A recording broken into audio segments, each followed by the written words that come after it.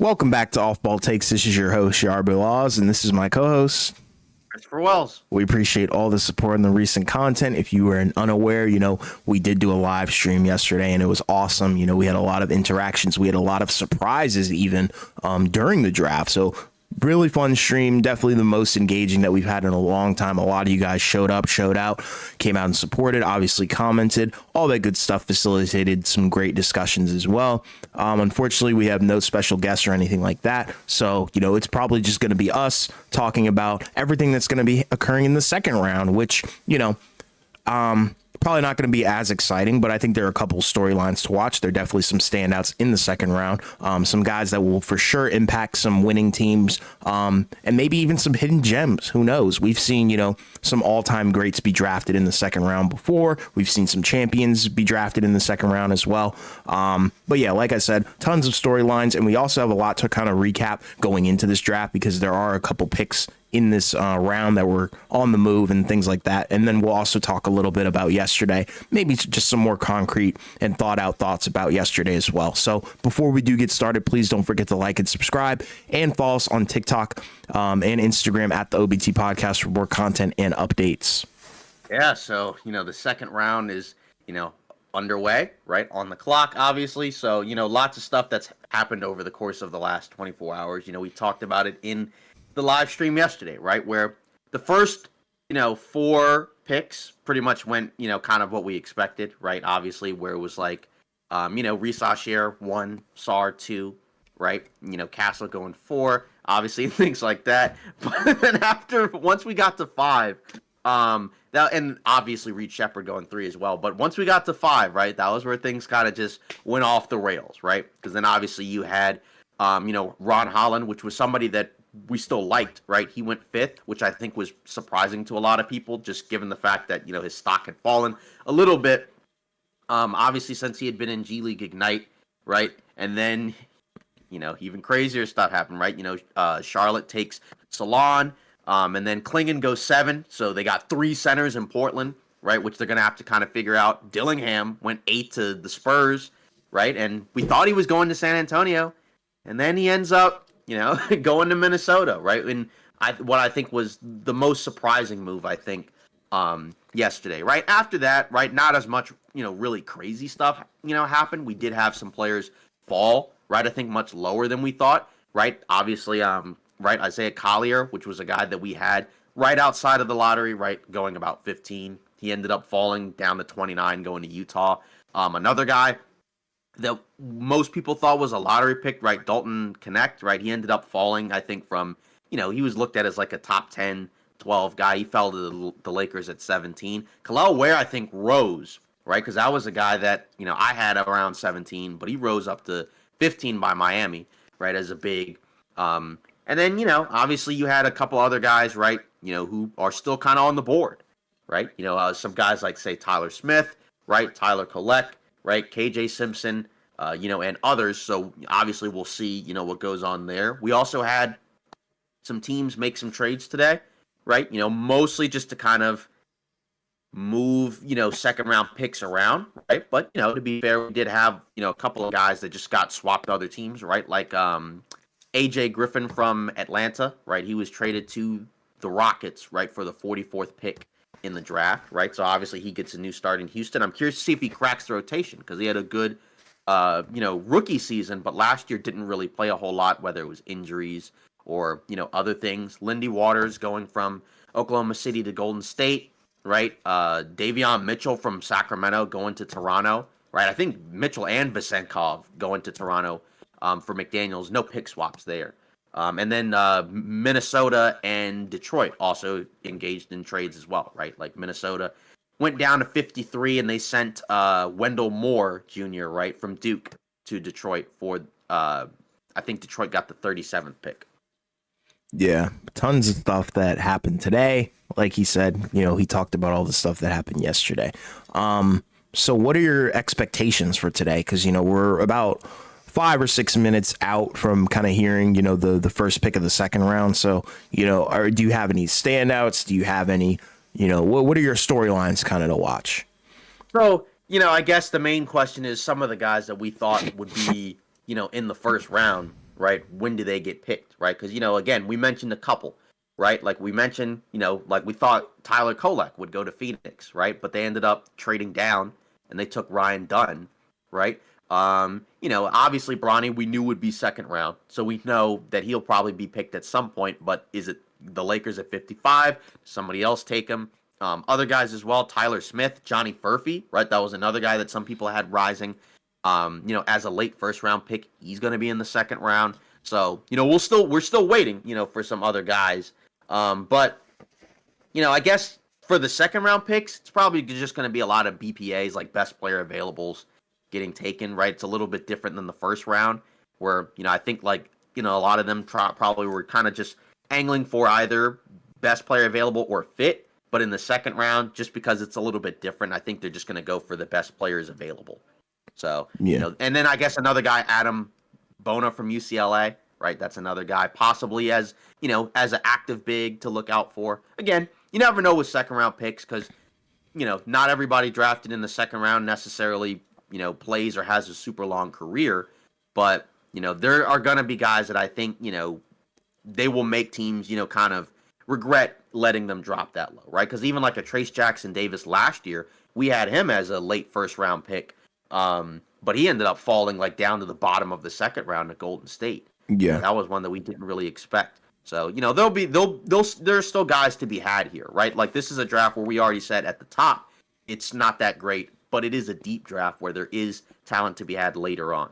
Yeah, I mean, like mine would kind of be KJ Simpson. I think he's pretty cool. Obviously, very undersized, 6 foot. But then you also have Isaac Jones. I think he's also a solid guy. He's a center.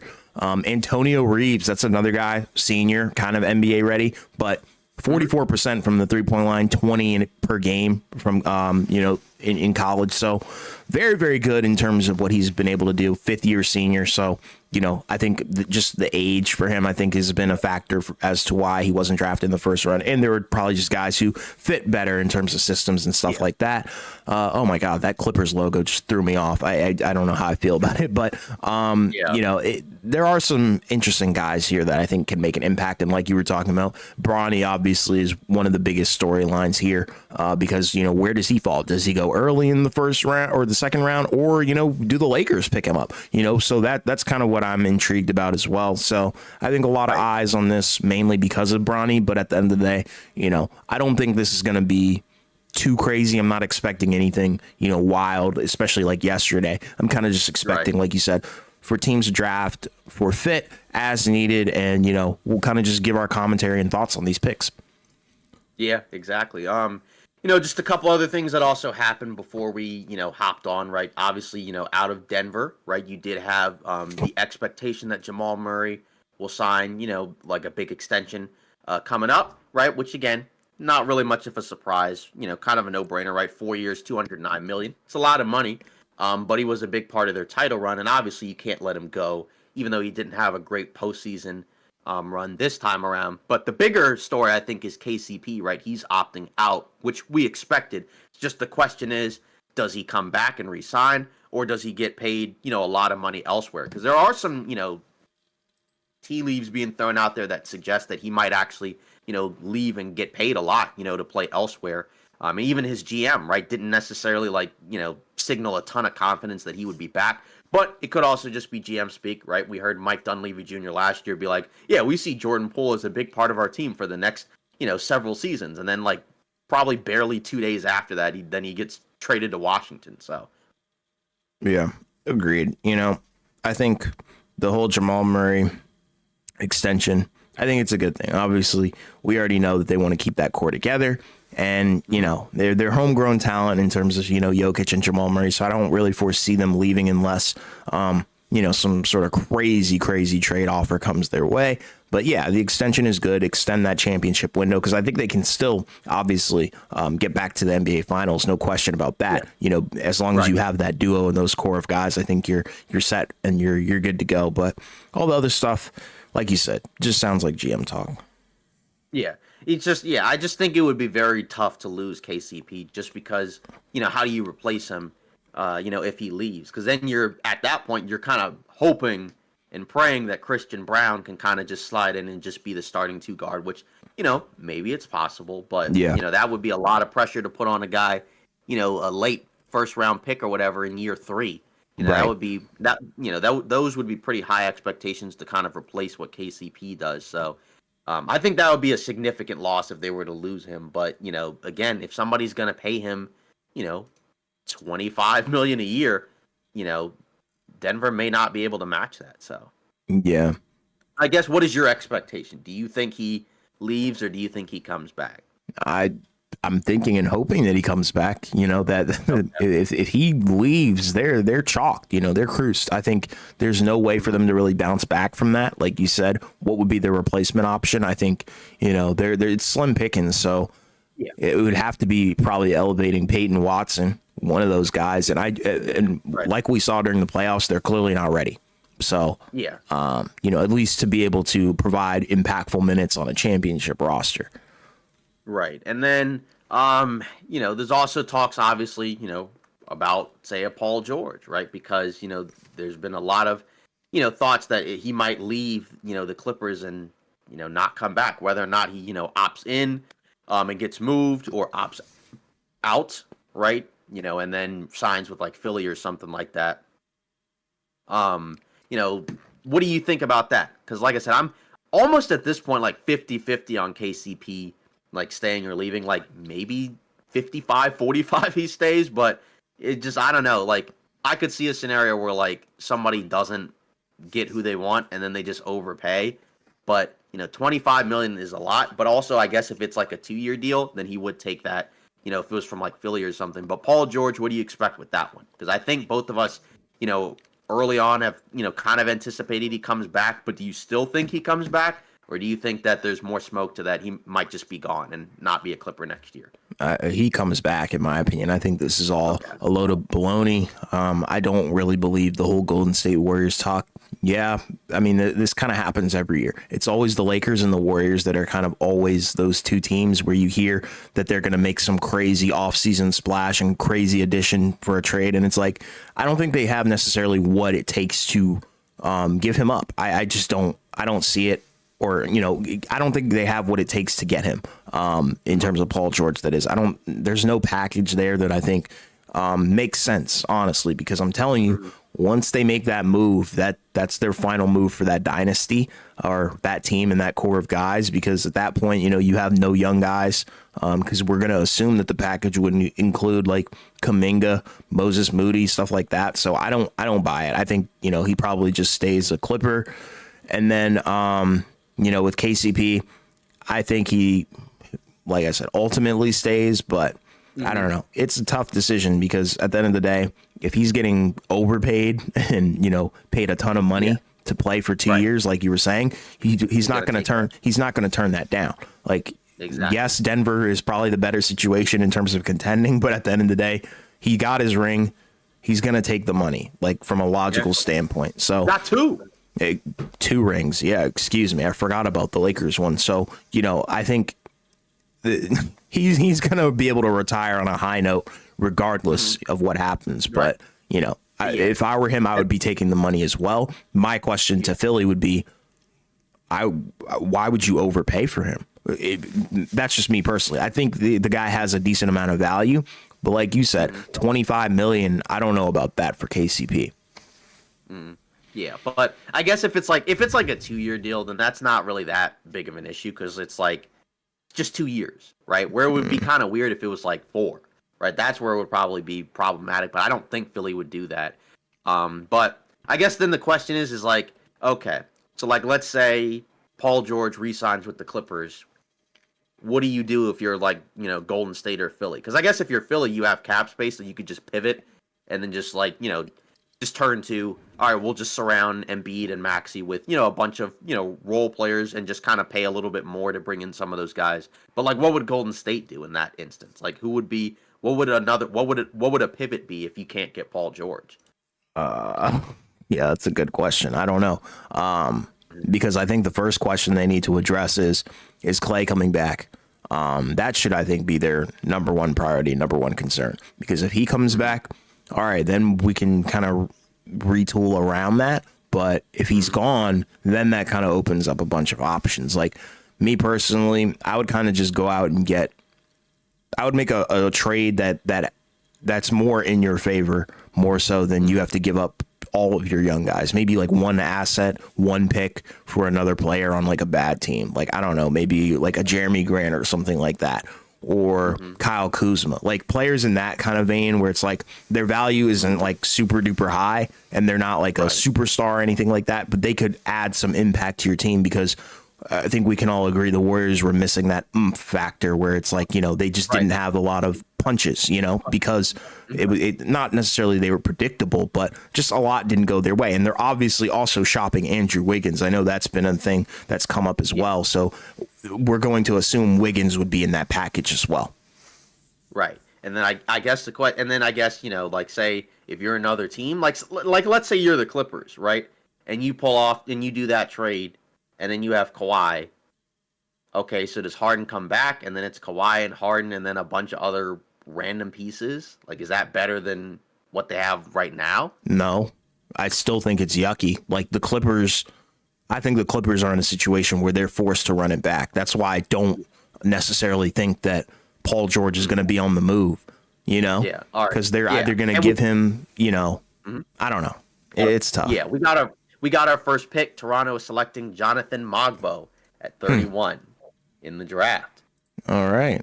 What do you think of that? So, so he's, like a 6'7" forward, right? More like a defensive minded, athletic guy, but he doesn't shoot at all, right? So like obviously it's like, I think he only attempted 2 threes in college basically. So, despite the fact that he's like a 6'7" forward, not really a shooter, good defender, very strong frame. He's 22, right? So that would be, kind of even more of an interesting thing that he's a little bit older and not really much of a shooter. So like, what's the pathway for improvement in terms of his trajectory? I mean, again, Toronto, it makes sense to take a forward, I guess, right? You drafted a guard. I guess you already have RJ Barrett, but it's like, so what? Like, nothing's set in stone other than Scotty Barnes, pretty much on this roster right now. Like in terms of like, he's the only guy where it's like, let's say 5 years from now, is Scotty Barnes still a Raptor? Like, yeah, he'd be the only guy where I would say, yeah, for sure. So, like it's just another guy to bring in, see if he can, come in with an already established skill set. Because the thing is like, if he can't shoot, but he can defend at a high level, then you can start there, right? So that's something where it's like, you could just use him as like, an undersized switchable 4, and have him guard multiple positions and stuff like that. But, he wasn't the first guy I would have expected to be, picked in round 2. Mm-mm. So, it feels like it's, I don't know. I'm not going to say it's a reach, but it's a little bit surprising to me. Yeah, I think it's a bit of an overdraft. I kind of had him around like ballpark 40s, if you want me to be honest. But yeah, I had him in the 40s. It's not a bad pick. Like you said, he brings some things. PG-13 will make Golden State a contender again. Really? Do you agree? Because I don't personally believe in it. Just because of his track record, not because of the Warriors, but because of him. Yeah, I'm with you. I just like I don't buy it raises your floor, but I still don't think it would be good enough to be able to compete with the teams at the top. No. But I guess if you're gonna, communicate to Steph, hey, would you rather have what you have now or Paul George? Like he probably would say, go get me Paul George. I don't really trust that it would be much better. I just think that again, like, is that beating Boston? Is it beating Denver? Is it beating Minnesota, Dallas? I don't really trust that, especially because again, Paul George, his game should age fine, but like, if your team is mainly built around your older guys, like all those guys are going to probably be at least a little bit worse. Utah selected Kyle Filipowski. Awesome. 32. I figured that he was going to go to Utah. Yeah. Yeah. He's big man out of Duke. Can space the floor, right? He can score a little bit, handle the ball a little bit, pass a little bit, so, it's fine. That's a fine pick, for a guy that some people expected to go in the first round. But instead he's just at the top of the second. That's fine. So. Yeah. I like what he brings, 6'11", 230, 16 points per game, 8 rebounds, 34% from the 3. So I think he's a proven shooter. We know that he can stretch the floor, and I think that's something that Utah could definitely use.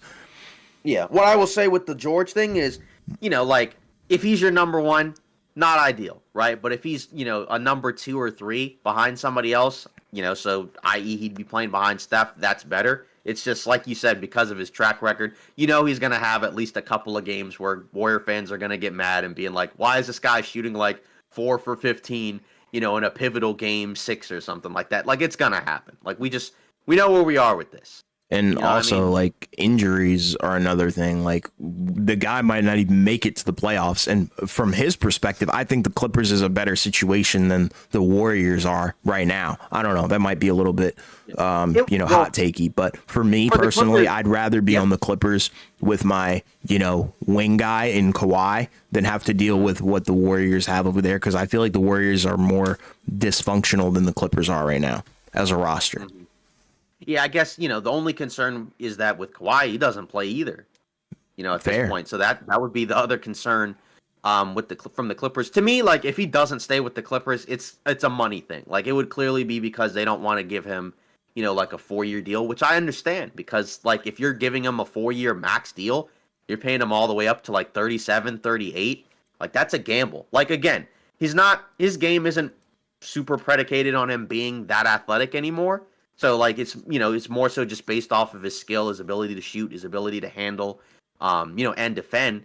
But, I mean, I don't know. I just paying a guy like 38, like 40 plus million a year, who I don't personally think is a max player, I think is a little bit sketchy. But at the same time, like, I don't know. They're kind of in a spot where I feel like they are probably in a spot where they're a little bit desperate, I think, where it's like, we have to probably do something because, we can't run this back.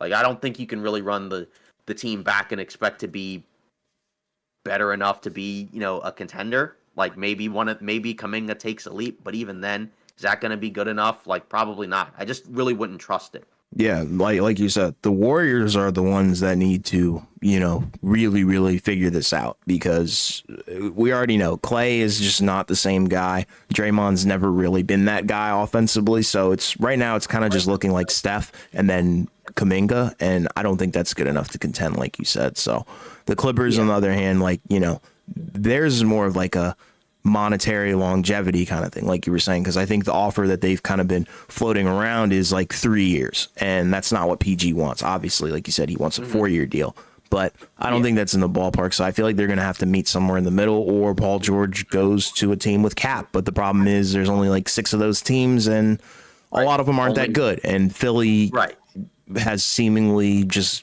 gotten the indication that PG doesn't want to be there. It's mutual, so I don't think that's going to happen.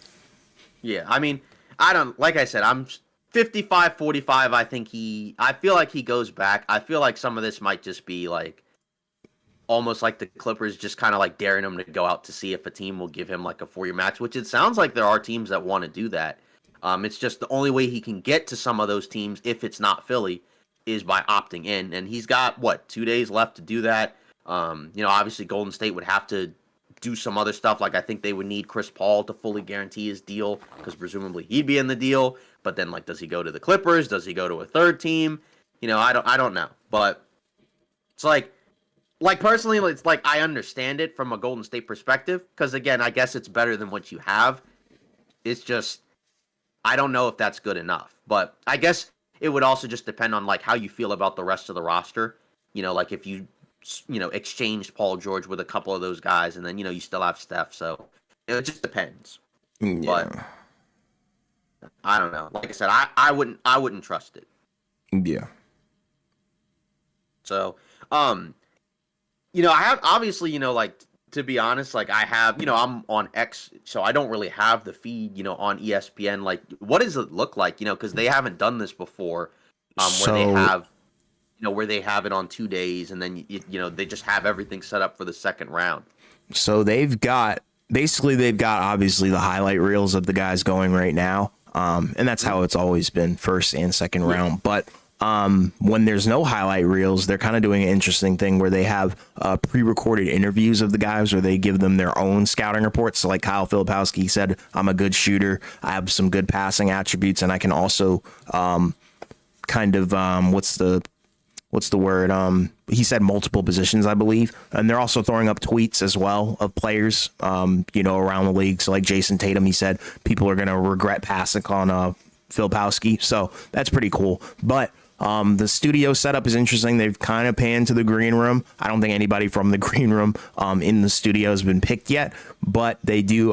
They also have Malika Andrews, Bob Myers, Wojnarowski, and Stephen A. in the kind of like the NBA Today studio. So that's kind of what the setup looks like. I mean, it's interesting, but we all know why, this is being split up into 2 days. So yeah.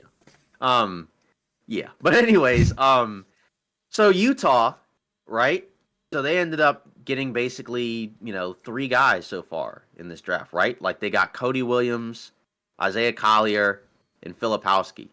Those seem like pretty, 3 relatively solid picks, in terms of like what Utah was able to do in this draft, given, what we didn't really know what they were going to do.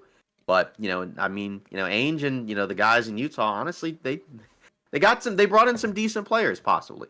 yeah, I think they're a winner. Like, when we go over our winners and losers, maybe at the end of this stream or, in our video that will come out tomorrow, I think, they're for sure one of the winners. I wouldn't necessarily say like top winner, but one of them for sure, just because of the fact that they were able to get 3 high quality impact guys. And also kind of they got guys that fell, in terms of Collier and Filipowski. But I do see that Milwaukee has selected Tyler Smith.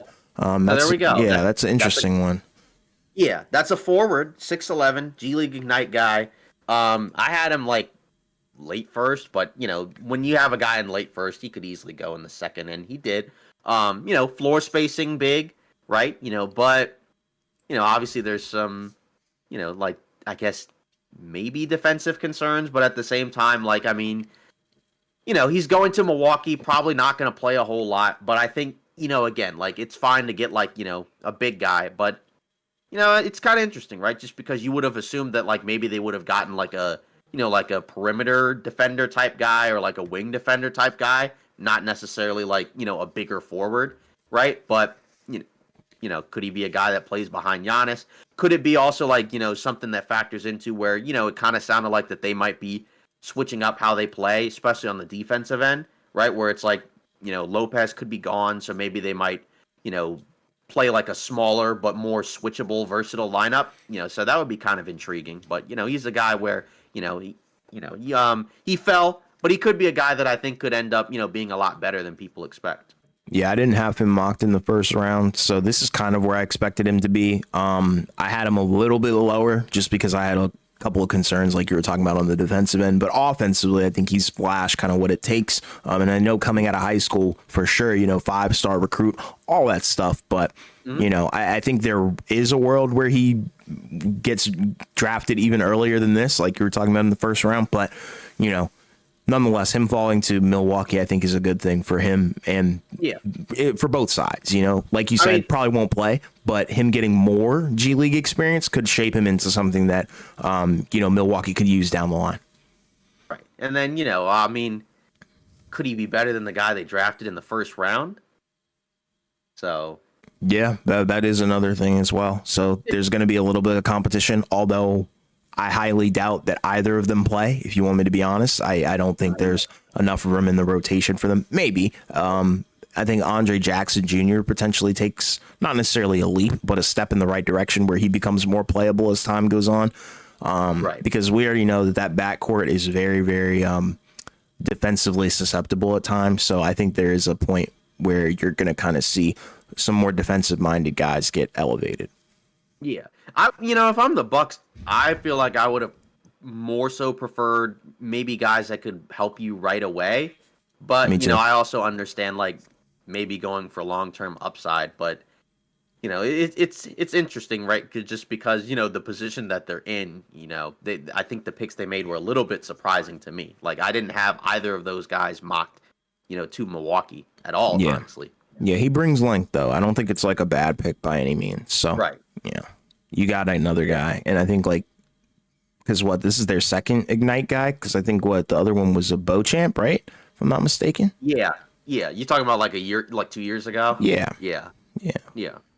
So next up is the Blazers, right? The Blazers are another team, right, that had, an intriguing draft, right? So obviously they, made some headlines by making that trade with the Wizards, right? Where they grabbed Denny Avdia, And in return, they gave the Wizards the 14th pick of the draft, right, as well as, a future first and some extra seconds. They ended up taking Donovan Clingan 7th, right? So obviously he joins, a very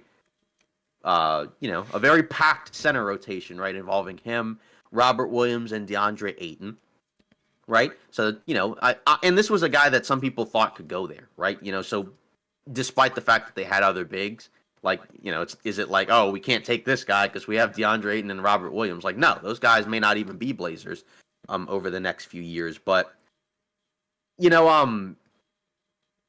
don't we talk? We didn't really, I guess we talked about it yesterday, but, just kind of as a Wizards fan, give your thoughts, I guess, kind of again on what you thought about, that trade. Because obviously, like, Avdia, I think, is a guy that, can help a lot of teams. I didn't really expect him, to get dealt to Portland. I would have thought that Kuzma might have been moved first before Avdia. But, you did get an extra first and another future first and some seconds. So you ended up taking basically 3 guys in the first round. I know the other pick wasn't from Portland. It was from Dallas in the Gafford trade. But, just what do you think in terms of like saying goodbye to Denny Avdia? Yeah, he was a great player for us in terms of, the growth that he showed over 3 seasons. I think it was very good. It was exponentially, he's exponentially getting better every single season. There are some times, obviously that he was a little bit out of control for my liking, where it's like, sprinting down the court leads to a lot of turnovers. Sure, sometimes that happens. But at the end of the day, I think, he brings a lot to the table. His shooting got a lot better to the point where it's like, okay, this guy has a legit jump shot. Because that was a very big concern when we first drafted him. I thought he was going to be more of like one of those playmaking defense. That's it. But he definitely took strides in the shooting and scoring aspect of his game.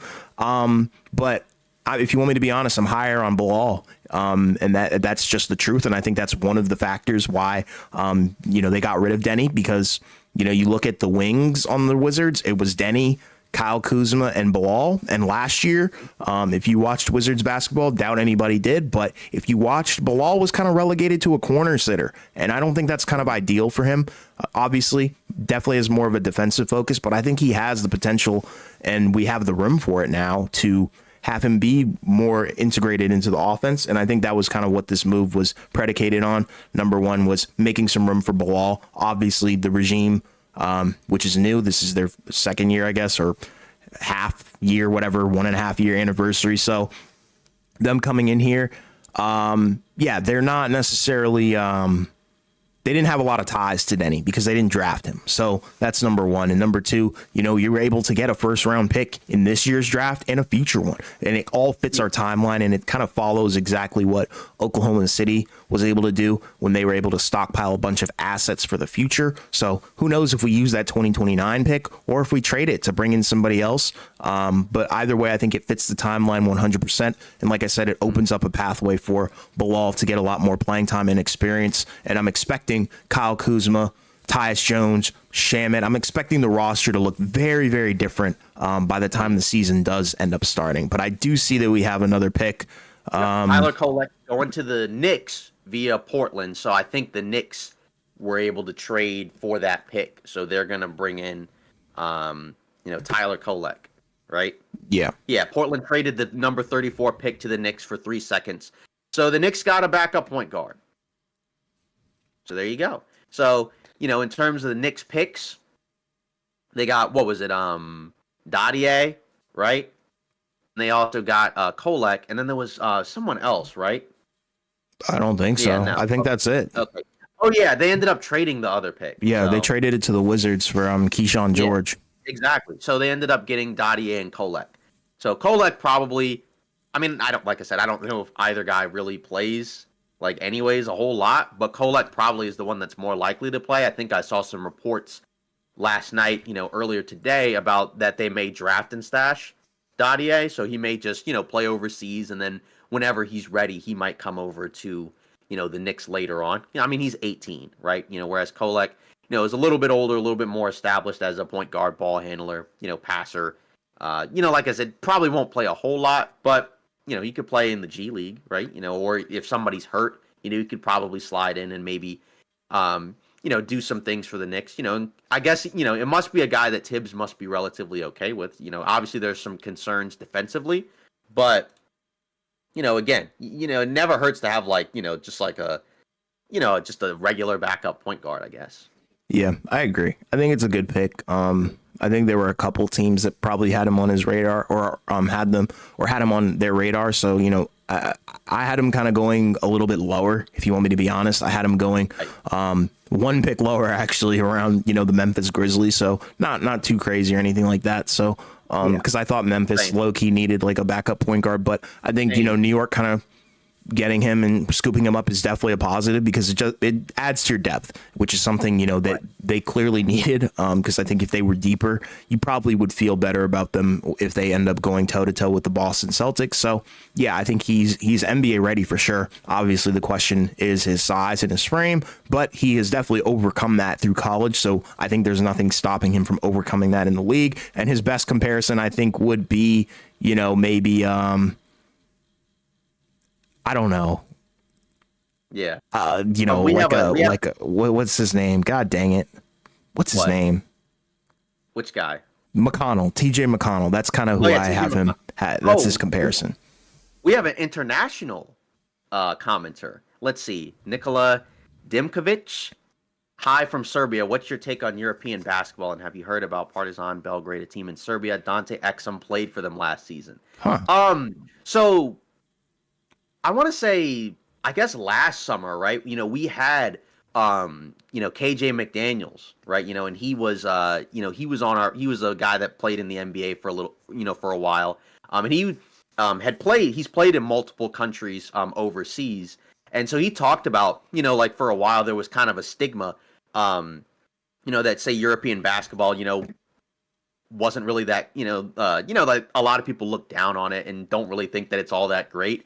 But these guys are pros and they're really good, very smart, very skilled players. Obviously, some of the rules are, a little bit different, like goaltending and whatnot. But I think there's a lot of, interesting things to take away from European basketball that you can carry on over here. And obviously, their developmental systems are different as well, right? Because you have guys in the basketball academies where they're, playing really young ages. They're turning professional, as like early teenagers. So I think there's a lot that like we could probably, grab and kind of just add on over here, as well. So I think there's a lot of cool stuff about him. I've heard about Partizan Belgrade. I'm not familiar with who's actually on the team, but I remember that Exum had played overseas for a while and kind of improved his game and made a name for himself over there. So, it's nice to have some international viewers. But it looks like we have another pick, actually a couple more picks, right? It looks like Johnny Furphy is going to the Indiana Pacers, and it looks like Juan Nunez is going to the Spurs at 36.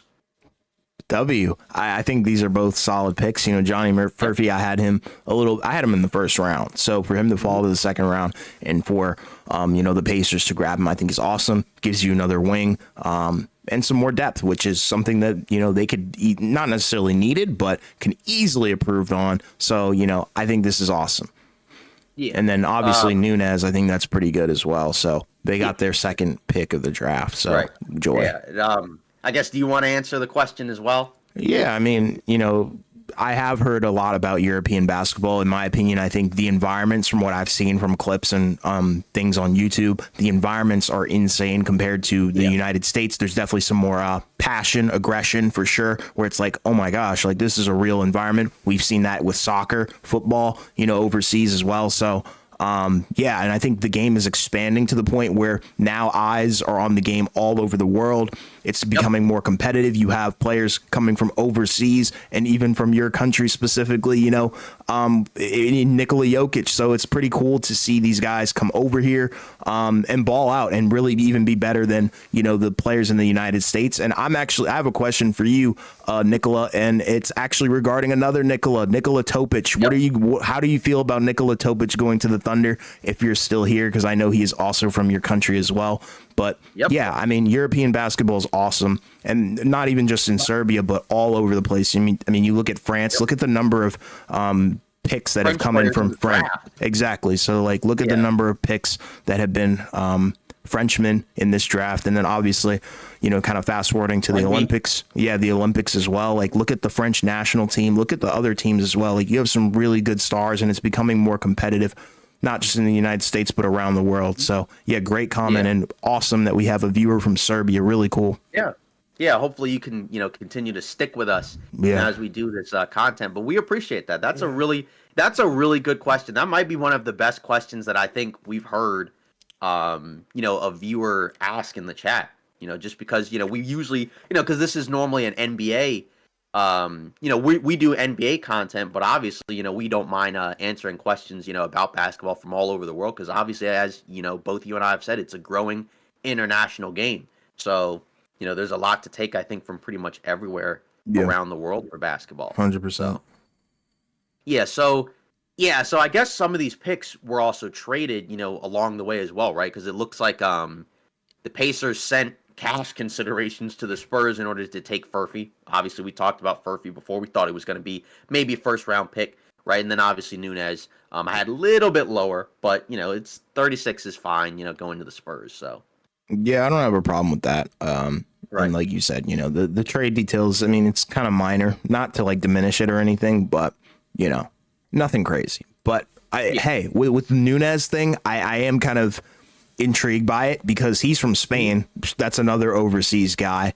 6'4", 206. So they got another guard. Like this could be, potentially their backcourt pairing where it's like maybe Nunez doesn't necessarily start. Maybe he does sometimes because he could be better than Trey Jones in all reality. Definitely a bigger. So, maybe we see a Nunez, Stephon Castle backcourt heading into the next season paired with Wemby. I think it's not bad at all. So, because the guy can pass, like that's his number one thing. I'm not saying like he's the next coming of Ricky Rubio or anything like that, but he's awesome. Yeah, and there are some guys, from overseas, right, that have made a name for themselves as being like, really good, playmaking guards, right? Like Sergio Rodriguez, and others as well. That's a throwback, obviously, if you remember him. Yeah, that's wild. Yeah, exactly. There's a lot of them. Yeah, and it's funny because I remember, like in 2K at one point they had, the international teams, right? Because before. Because now they have like the all-time teams and some of the historical rosters. But at one point, they had the teams, from a lot of the European leagues. So, I mean, essentially, like after the NBA, right? Like the EuroLeagues is considered the next best, professional basketball league in the world, right? So it's like obviously, so those guys are still very good and will kick most people's butts. In a one-on-one or in a pick up 5v5 any day of the week. Looks like we got another pick coming in. Detroit is picking Bobby Klintman at number 37. So, what are our thoughts on that? Because I had him as a late first, but I knew he could obviously drop. He was another guy in Australia, right? Kind of like the AJ Johnson guy that I think we talked about last night. 21, right? So obviously a little bit older. Shot 34% from three in Australia, so obviously that could be better. But he is long, he's athletic, so he could project as like, just kind of like a modern 6'8", 3-and-D forward, right? Probably not like a guy that you're going to be asking to score, but maybe just a guy, again, that like a type of player that a lot of teams could be looking for, just an athletic 3-and-D wing, that everybody wants in the modern NBA. But, again, it's like, obviously he's got to develop the shot, which is something that we've talked about with a lot of players in this draft, where it's like, hey, if this guy can get a good jumper, then, that will obviously raise their ceiling, right? Like we talked about it with even the guys in the first round. Like we talked about Topic. If his 3-point shot's better, Matas Bucelis, same thing. So we'll see where this goes with those guys as jumpers. Yeah, another international player. He's from Sweden. So it is interesting. I think, you look at him, you look at his game, he has a lot of potential. I think it's just, he's a project. That's kind of the simple way to put it. He's a developmental prospect guy that you probably stow away for a little bit, let him progress in the G League and, potentially not necessarily have a star, but you have a useful piece that you could use. If you're, and it's funny because I had him going a little bit higher than this. I had him going around 32. So awesome that he got picked up. Looks like the Knicks are trading. So Minnesota, that 37 pick. So obviously that was Minnesota's that they ended up trading to Detroit. Looks like the Knicks are going to trade the 38th pick to Oklahoma City. So Oklahoma City will have another opportunity to take somebody in the draft, right? Obviously we know what they did last night, right? They took Nikola Topic, right, with the 12th pick. And then they took, I think it was Dylan Jones, right, with their late first round pick. They traded 5 seconds in order to take him, which Yeah, I think that was one of our funny funnier moment. reactions. Yeah. Yeah, that was one of our funnier reactions, I think, of last night. But what? Just so OKC, right? I'm assuming if they're trading up, right? Clearly, there's somebody that they really like. But I guess the question would be, who would that be, right? Because obviously, this is they 38? took a guard. Yeah, they're at 38. Because obviously, we know they took a point guard in Topic. They took like a smaller guard, but really more of a forward in Dylan Jones, right? Undersized forward. So now, is this a big?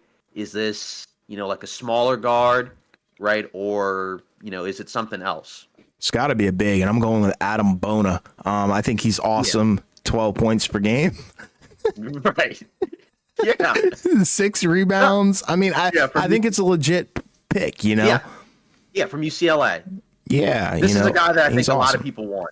This is a guy that has gotten a lot of buzz from a lot of, like NBA, I guess, Twitter basketball fans or whatever, right? Because of the fact that, like you said, he's athletic, right? Has a crazy motor, moves very well for a big, right? So there's a lot of things to like about him.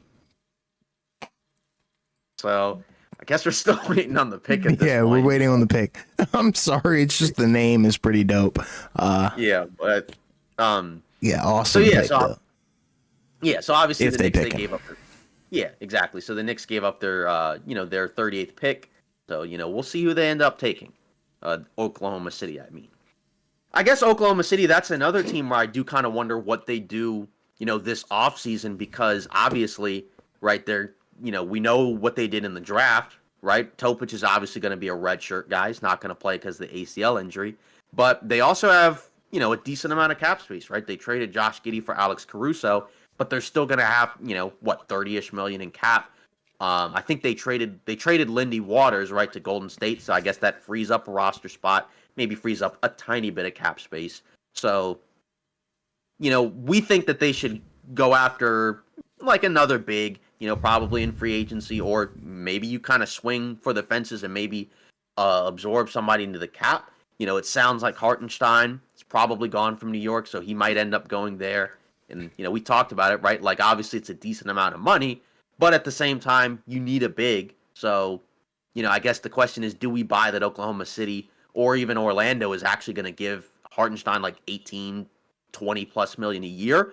Or is it kind of a misdirection and then, something else happens and OKC, trades for somebody or signs somebody that we don't expect? Yeah, I feel like Oklahoma City is going to do the unexpected here, if you want me to be honest. But I don't know. I think the Hartenstein pickup would be severely underrated, and I think that would help them for sure because it addresses a area of need for them, which is why I think they're clearly going to also pick Adam Bona here. So I am curious to see what does happen. AJ Mitchell. Yep. That's not bad. Definitely not the guy that I thought they would pick because this guy is a junior point guard, 6'3", 197. I had him unironically around the last pick of the second round. So, I mean, but there's potential here. The guy averaged 20 points per game, 4 rebounds, 4 assists, 40% from the three. So I think there is potential for this guy to crack the rotation. It's just a matter of, does his game translate? I don't know. I would have gone big here. I would have either gone with Adam Bona or the Oso guy from Marquette. Right. Yeah, and if you look it up, he actually did a pre-draft workout with Oklahoma City. Interestingly enough, so that clearly, was a guy that they were interested in. Like you said, 6'3", I guess, a little sturdier of a 6'3", right? Like 197. But like you said, age 21, UC Santa Barbara. Like you said, really the main thing is, because since he's a smaller-ish guard, 6'3" isn't that small, right? But like, obviously they're smaller. But, with Oklahoma City, what does that mean for their guard room, right? Now, obviously he's a second-round pick, so how much does he actually play? But it's like you got SGA, you got Caruso, who I guess, can play multiple positions. He can play guard or forward. Obviously, you still have Wallace, right? Still have Isaiah Joe. So is there room for him in that rotation? I don't know. But Topic. Yeah, Topic, but that won't be until next year, though. So. But I'm just saying, like, in terms of their guard room, like, he's still there. Right. Yeah, that's fair. But, let's see. So the Knicks, they received cash from Oklahoma City for 38. So Yeah. it's kind of interesting, right? So now the second round is where we're seeing, we're seeing a few more trades. Obviously, it's not trades involving, like players on current teams. It's more so just trades involving, the picks. But, because it's funny, right? Because I think yesterday, we had a few trades, but, I want to say we had like 5 or 6, or so. But then, but today, now I think we've had, 4 or 5 within the first 10 picks. Yeah. So, definitely a decent amount of activity. But so next up, right, who's the next pick of the draft, right? That's the Grizzlies, right? So via Brooklyn. Yep. So, obviously, again, Kolek is off the board. You thought he might go there because they need, a backup guard. There's still other guards, available, right? So you think that that's probably the target for Memphis, like in terms of like picking up a guard, right? Who do they pick up? Do they pick up like a Trey Alexander, KJ Simpson, Kevin McCullough? One of those guys. What do you think? I think they pivot to 2 guard now. Okay. Now that Kolek's off the board and AJ Mitchell. So Right. I would probably say they might go Cam Spencer, get like kind of like a win now guy. He's a senior. Okay. But Cam Spencer could also easily fall to like Denver or something like that. Maybe Antonio Reeves, somebody like that. Jamal Sheed, Pell Larson. I think that's also another guy as well. So I think they kind of not necessarily just go point guard, but I think they also open up to the 2 guard as well. Yeah.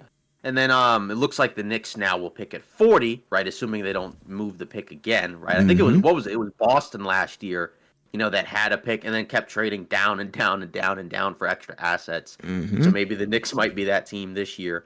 But yeah, like you said, I think since some of the other point guards are off the board, maybe they just pivot to, off guard, combo guard, whatever. Yeah, that's what I'm thinking. Yeah, so we'll see. But, still some other guys on the board, I guess, right? Yeah, I mean, there are some impact guys on the board for sure. I'm looking at PJ Hall, Cam Christie, Adam Bona. Right. I think Harrison Ingram is there as well. A lot of the top guys have for sure been picked. Jalen Wells is there. Nikola Dursic, I think he's also there as well. Another Serbian player, so that's pretty cool. Jalen Bridges, that's for sure another guy I've seen people talk about. Enrique Freeman is also there as well. Senior from Akron. Melvin Ajinxa, Isaac Jones. These are kind of just the guys that I had flagged. KJ Simpson as well. Obviously Bronny. So, there's still a lot of the draft left to go. I think, Memphis is picking Jalen Wells. Okay. Yeah. So I figured they were going to go 2 guard, that makes sense. And I think that's a good fit. Right. He went a little bit earlier than I had him. I had him in the 40s, but Me too. Like you said, but it's still a solid pick, right? Like solid shooter. Especially that's probably his biggest strength. And, again, Memphis is a team that, could probably use some shooting at different spots, right? Because, maybe they lose Luke Kennard. Obviously, you still have Desmond Bane, right, who's still, good. But, being able to draft a guy in the second round that can shoot like that, that's pretty helpful, I think, if you're Memphis. Yeah, and I mean, aside from his shooting, I think his big frame and being that efficient of a shooter is the other thing that definitely helps, Memphis, increase his value. And Memphis seems to have a history of picking, like, bigger bodied guys.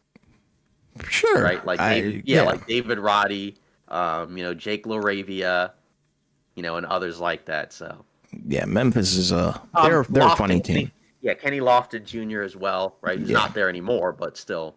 Yeah, I mean, this guy's 6'7", 206, so nothing like too big like that. But he's lengthy, he's tall, and for him to be able to shoot like that in an elite frame is pretty cool. And the thing that I like about his story is he's a transfer, so he transferred last year. And, he didn't really do too well, previously in his run at like Sonoma State. But once he got to Washington State, you were like, okay, you put this guy and elevate him to a different platform. It's like, this guy is a cheat code. Yeah, exactly.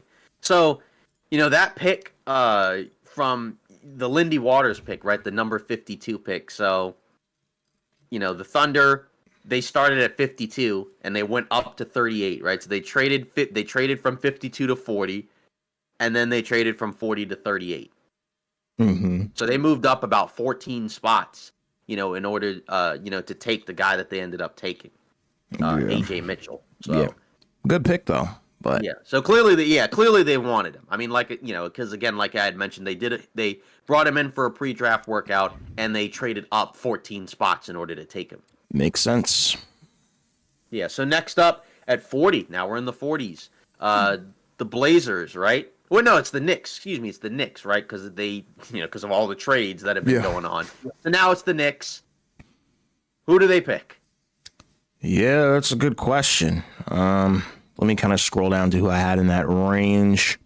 Yeah, this is interesting because I feel like they should go big.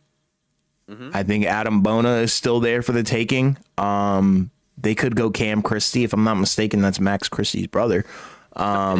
So you could go him. Different of a player. Very different, I think, in my opinion. But you also have PJ Hall, Kashad Johnson. I think that would be interesting as well. So I think there's a lot of guys they could go here. I think for some reason I feel like they might go Serbian and pick Nikola Dursic. So that would be interesting. Yeah. Yeah. I mean, again, I'm curious to see if some of these guys ended up being from overseas end up being draft and stash guys like Dadier, or do they end up, just being under contract? Because we know with the new CBA coming in, there's gonna be, there's gonna be changes in terms of how these teams put together their rosters. Mm-hmm. So, yeah. So, Jonathan Wasserman, he says he sees some Jalen Brunson and AJ Mitchell. Who said that? He's a big draft guy. Wait. But who? Okay, run it back because I was reading something. Oh, he was saying that he sees some Jalen Brunson in AJ Mitchell. Maybe. Okay. Yeah, he's a big draft guy. He's a big draft guy. I mean, AJ Mitchell was tough in college. Like I said, 20 points per game, 4 rebounds, 4 assists, 40% from the 3-point line. That's about as good as you can get as a point guard, in my opinion, at the college level. Mm-hmm. I think it's just a matter of the school too. Santa Barbara, it's like, okay, but I think he'll be good because they obviously traded up to get him. So normally when you're trading up to get somebody like that, that means you really like him and you really think he could fit your system. Yeah. So now we're just awaiting the 40th pick. The second round, it's kind of flying by, I guess. Right? We're already 10. Picks, we're 10 picks through and it's been an hour, I guess, right? So and we're coming up on the hour mark. Yeah, and I don't think, and the first pick wasn't even done at 4. It was done like maybe 10, 12 minutes after. So, yeah. And the second round doesn't need to be as long anyway. So, no. But either way, yeah, still waiting for Knicks at 40. Right, obviously, the pick has been around. It's been moved around multiple times. So, like you said, we'll see who they go with. Maybe they pick you would think some type of big, just for Hartenstein insurance. Not even that the guy's going to play a whole lot, but just to have, another possible big on the roster, especially in case, if you have to keep Mitchell Robinson and, he's probably not going to be super reliable in terms of being able to play, 70 games.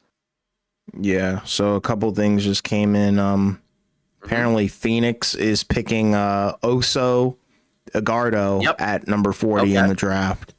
So there you go. So that's Phoenix. Okay. Yeah. So it's not the Knicks pick. No, I think they moved it, right? Yeah. Okay. Yeah, because... Wait, what? What? Is Shams tweaking? Because it says Shams said 7 minutes ago Oklahoma City sent number 40 Oh, here pick. it is. It's being traded. The Knicks are trading the pick to the Suns. Oh. That's what it is. Woj just put out they're trading the pick to the Suns. So there you go. That's what happened. And the Suns pick a big man. W. So there you go.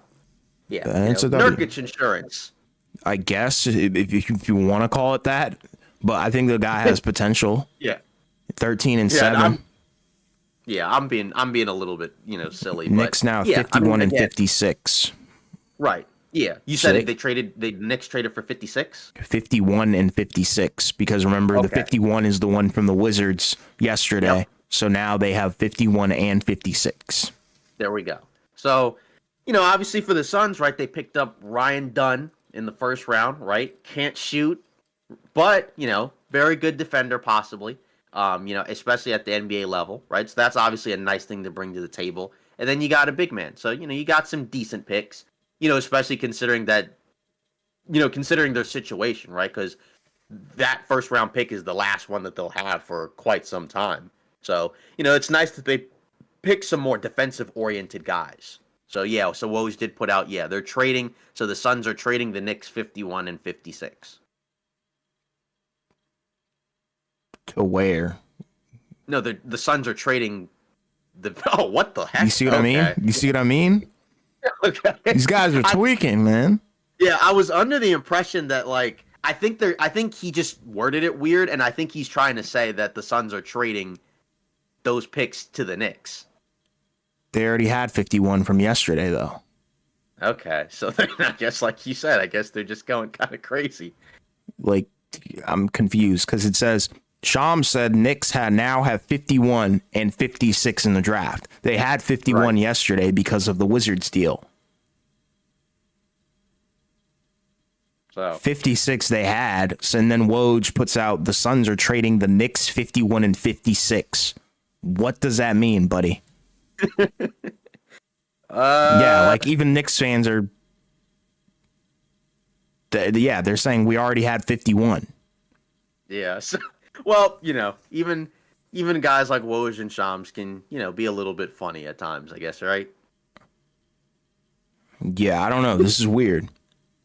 Yeah, it is. But can the Knicks stop trading? This isn't 2K. That's funny. Yeah, that is funny though. Just how we've had back-to-back drafts where we had a team just just have a pick and then keep on trading down and down and down. But you're right. So it's like, I think somebody had some weird reporting because, like you said, I remember the pick being in that Wizards deal. So I remember that. So I don't know what the heck happened there. I think they reported it a little bit incorrectly. Knicks now have numbers 51 and 56. Right. Unless something happened in between. So maybe the Knicks traded number 40 to the Suns and 50. I don't know. This is making my head hurt.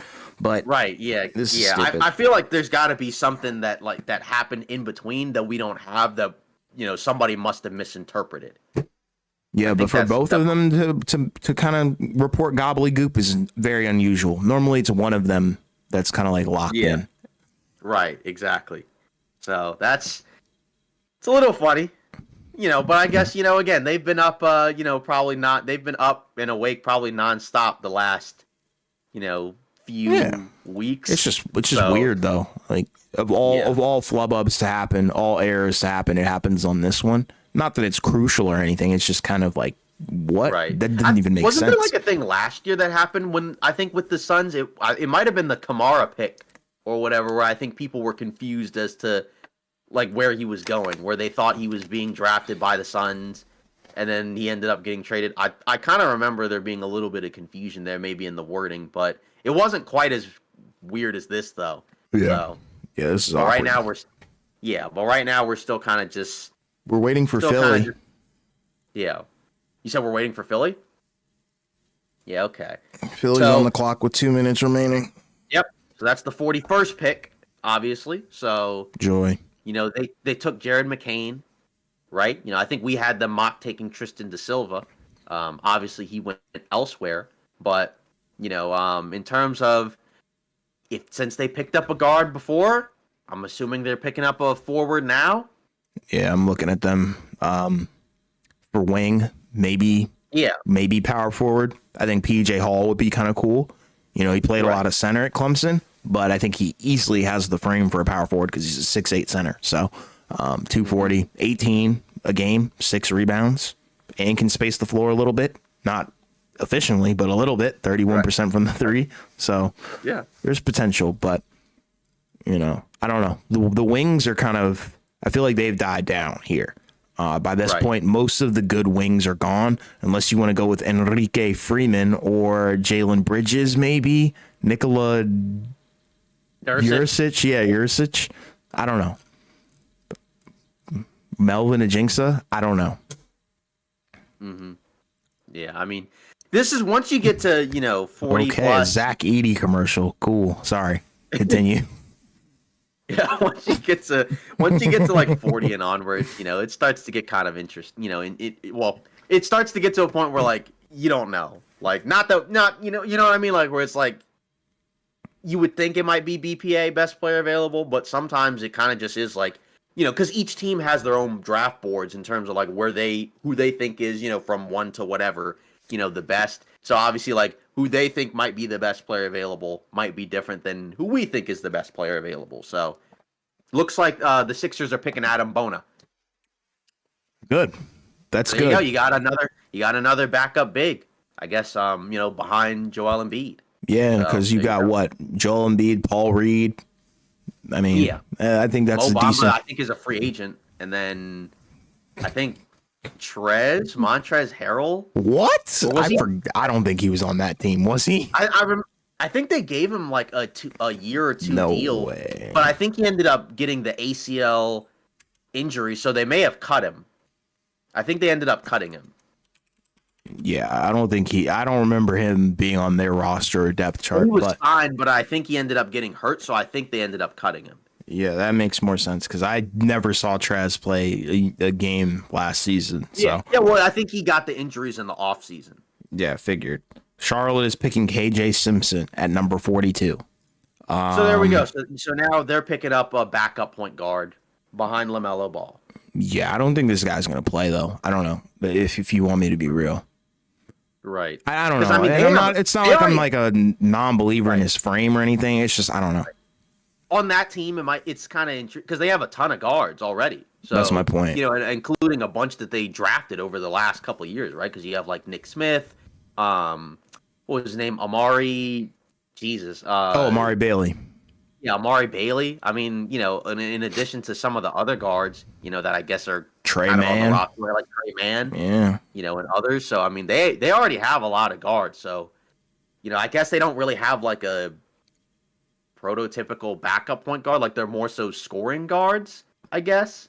But Yeah. I feel like it might be a little bit difficult for him to get into that backcourt rotation. Just although like a lot of those guys haven't really shown a whole lot just yet. So, Yeah. but those it's kind of funny because like I didn't really expect those guys to go to either of those teams. If I'm gonna be honest with you, like they're not bad picks. It's just I wouldn't have expected them to go there. Yeah, agreed. Yeah. So now what is it? The Miami Heat at 43, right? They took Kello Ware, which I think was a surprise. So where do they go here? Is this where they take a guard, or do they just go with best player available? Right? Some type of forward. What do you think? Forward. I think they go Keyshawn Johnson here. Arizona senior 6'6". Really explosive. I think that's what I do like, but obviously older, 5 years in college, but definitely got better every single year. So I think he's got what it takes, and he's a good shooter too, 40%. Mm-hmm. Rich Paul is telling potentially interested teams that Bronny James will instead go to Australia's NBL if they draft him. What? Well, I think so. To me, that basically is kind of like him trying to like, I guess, kind of force his way, to LA. I guess, right? I guess He's a basically Laker. saying, like, like if you draft me, like I'm just gonna go overseas. Like I'm literally gonna play out of the country. Yeah, was he ever going to be drafted by another team anyways, though? I don't know. I don't think he was going to be drafted by another team. I always thought it was going to be the Lakers. So, Right. well, that pretty much confirms number 55. Yeah, but we're not at 55 just yet. We got a little ways to go. A long way to go. Keith Wells said funny. Yeah, how do you feel about that? Y'all are the Laker fans. I'm curious. Yeah. I'm just sitting back laughing. We can't just out people like that. What? You can't just out Keith Wells like that. I mean, it's pretty obvious. I know. I'm being funny, but either way, I mean, again, like it's the 55th pick, so I don't really have an issue with it. Mm-hmm. You know what I mean? Like it would be like, it's like what we talked about, where it was like if it was at 17, I'd be pretty ticked, but at 55, where it's like, who even knows if the guys drafted in the 50s will, be NBA players, I don't really have a problem with it. You know what I mean? Yeah. Like, yeah, like if they had two, where it would be rough is if like you had 2 seconds, and then like let's say like you traded one of those seconds away and then just took Bronny, but like they only have 1 second, and it's like if it's at 55, I don't really have a problem with that personally. Yeah. So it's like that's how I feel about it. So so next up is we're still waiting for the Miami Heat. So let's see who the Miami Heat take. Obviously we're just kind of just chilling here. Just waiting for Woj or Shams, to put something out that's hopefully not super confusing, because that stretch where we were trying to figure out where those picks were coming from, a little bit confusing, I think. But I think now we've gotten a little bit more of a hold on it. Yeah. Yeah. So I guess, of the second round picks, which one is your, I guess, favorite, draft so far? Like in terms of like, team picking player. Either Utah's Filipowski or Kolek. I feel like Juan Nunez is also a sleeper as well. I think I like that one a lot because he kind of just fits what the Spurs have historically done. Yeah, those are kind of my top guys right now. Yeah. How about you? Yeah, I like Filipowski. I like Jalen Wells. Yeah, that's a good one too. And, I guess after that, like you said, Nunez, I think, is kind of like you said, a sleeper one. Like, how people will say, like, oh, this is a sleeper pick where it's not one you would have expected. Who helped themselves in round 2? I mean, I don't necessarily feel like a ton of them were, like, really bad picks. Like, I mean, I guess the only one that just kind of caught me off guard because I didn't expect him to get picked first in the second round was, Magda for the Raptors. But I wouldn't even say he's bad. I just wouldn't have expected him to go 31. But I think most of the second round picks have been, relatively fine. Obviously, there's a few that are a little bit more questionable, right, than others. But I wouldn't necessarily look at any of them and say, like, oh, that's a terrible pick. I think pretty much most of the teams here did a solid job. Yeah. I got to think on that one. Help themselves. Yeah, I guess the main thing is like there are some where it's like I would have thought that they would have taken somebody at a different position, just because like say the Sixers took a guard when we thought they were going to take a forward, so then we thought maybe they would take a forward here, but then they took a center. But it's like it's still another position that you can improve on because if Embiid's out, who else is there? Like Paul Reed? Okay, great. Yeah. I think the Knicks did a good job too with Tyler Kolek. I think that's going to be like a guy that we potentially see get some minutes as a backup. Right. Yeah, that's pretty much it. If you want me to, I don't feel like there's been like any crazy. Yeah. All right. So Miami's picking Dursic and trading him to Atlanta. Okay. So I didn't expect that at all. I was nodding my head for the first half. You had me in the first half. Yeah, so, Nikola Dursic, right, that's another guy that you mentioned, from Serbia, obviously. So, there's, a lot to like, about his game, right? Another forward, scorer, right? Obviously, he shot 33% from 3, so that can get better, but that's not terrible. But now, instead of going to Miami, he's going to Atlanta, right? Which is in a very different situation from from the Miami Heat. Now, I think it sounds like that the Heat just traded one pick back, so they're just going to have 44 instead of 43. So I'm curious who they pick at 44, but solid pick, right? It's a guy that you think will probably be fine. We'll see what he does in Atlanta, but now Miami's at 44 instead of 43. Yeah, I don't necessarily understand the point of this, but once again, I think Miami gets Keyshawn Johnson. But in terms of who helped themselves, I'm still kind of stuck on that pick or that question. Right. Yeah, I don't know. I don't know. I kind of made the case where it was just like I feel like most teams like filled some type of need for the most part that they have. I guess my main question is how many of these guys, do I expect to get, minutes next season? Because like some of them will play for sure. But then there are other guys that are probably just going to be G League guys. You know what I mean? And then and then there are others who just may just sit and not play at all. So I feel like the sleeper one might be Oklahoma City. I think it might be OKC with AJ Mitchell. I think that's going to be the one. Right, because you didn't have like Topic isn't going to play, but maybe you can just slide Mitchell in the rotation, for spot minutes or something like that, right? So it's like he could be, a scorer off the bench, and that's the type of player that OKC could probably use, just because any team could probably just have a guy come off the bench and just give you a few baskets here and there. So I think that, like you said, especially because there's going to be minutes opened up with Topic out for the year, that could be something that could help. But as for the the Bronny Rich Paul thing, I feel like we've heard agents like just in general kind of like always try to ankle to like we've heard this before. This is not like something that's like completely unheard of. Like we've heard of teams like in players saying like, oh like I'm not working out. Like we just heard about Sarr, right? Like not working out for Atlanta because he doesn't want to go there. He wants to go to Washington. Like it's not his agent, but but it's his camp. You're basically communicating that. Like we've heard this before. Like this is not something that's like completely unheard of. Where guys, especially in the second round, because in the second round, right, your options are either get drafted in the second round and go to a team, or the other two options where it's two-way contract, so basically G League, or you could take even like an Austin Reeves route and kind of be like, oh, there's a team that might be interested in drafting me, but I'm going to go undrafted so I can go to the team that I want to play for, and then get a regular contract and kind of build up my value that way. So, like, this is not an unheard of thing, but is the next pick in yet for Miami? No. It looks like it's Pelle Larsson. Okay, yeah, it just came in. Yeah, Pelle Larsson. Yeah. So, forward out of Arizona, 6'5", wing. Right? So a little bit undersized as a wing. 23 years old, so an older rookie, but a very good shooter, right? Shot 43% from three.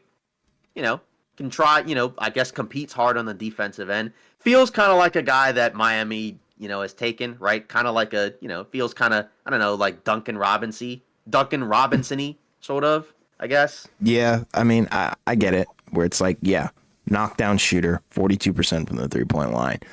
And also can have some playmaking. So, yeah, for sure, it's another Duncan Robinson, which is interesting. Yeah.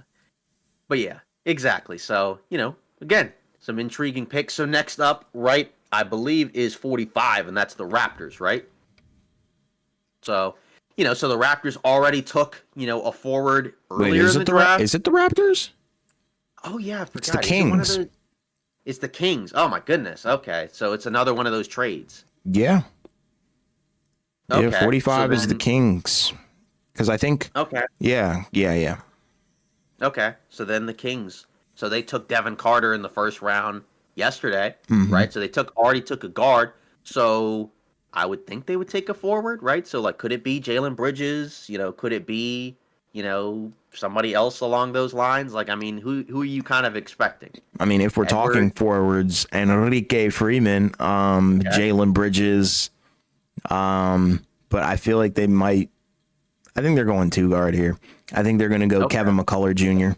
If you guys know who that is, Kansas senior, 6'5", 206, 18 points per game. So I think they're going to go for a scorer here. I don't know. That just feels like a Sacramento thing. Yeah, number of older guys in the second round. Yeah, that's what we kind of talked about going into this draft. We're like, a bunch of seniors, like, and that's kind of what I think bogs down this draft class as well, because it's not super deep. And you have a lot of seniors. I mean, a lot. Like the next few picks are probably going to be all seniors. Yeah. So, yeah, so it'll be intriguing to see who the Kings pick.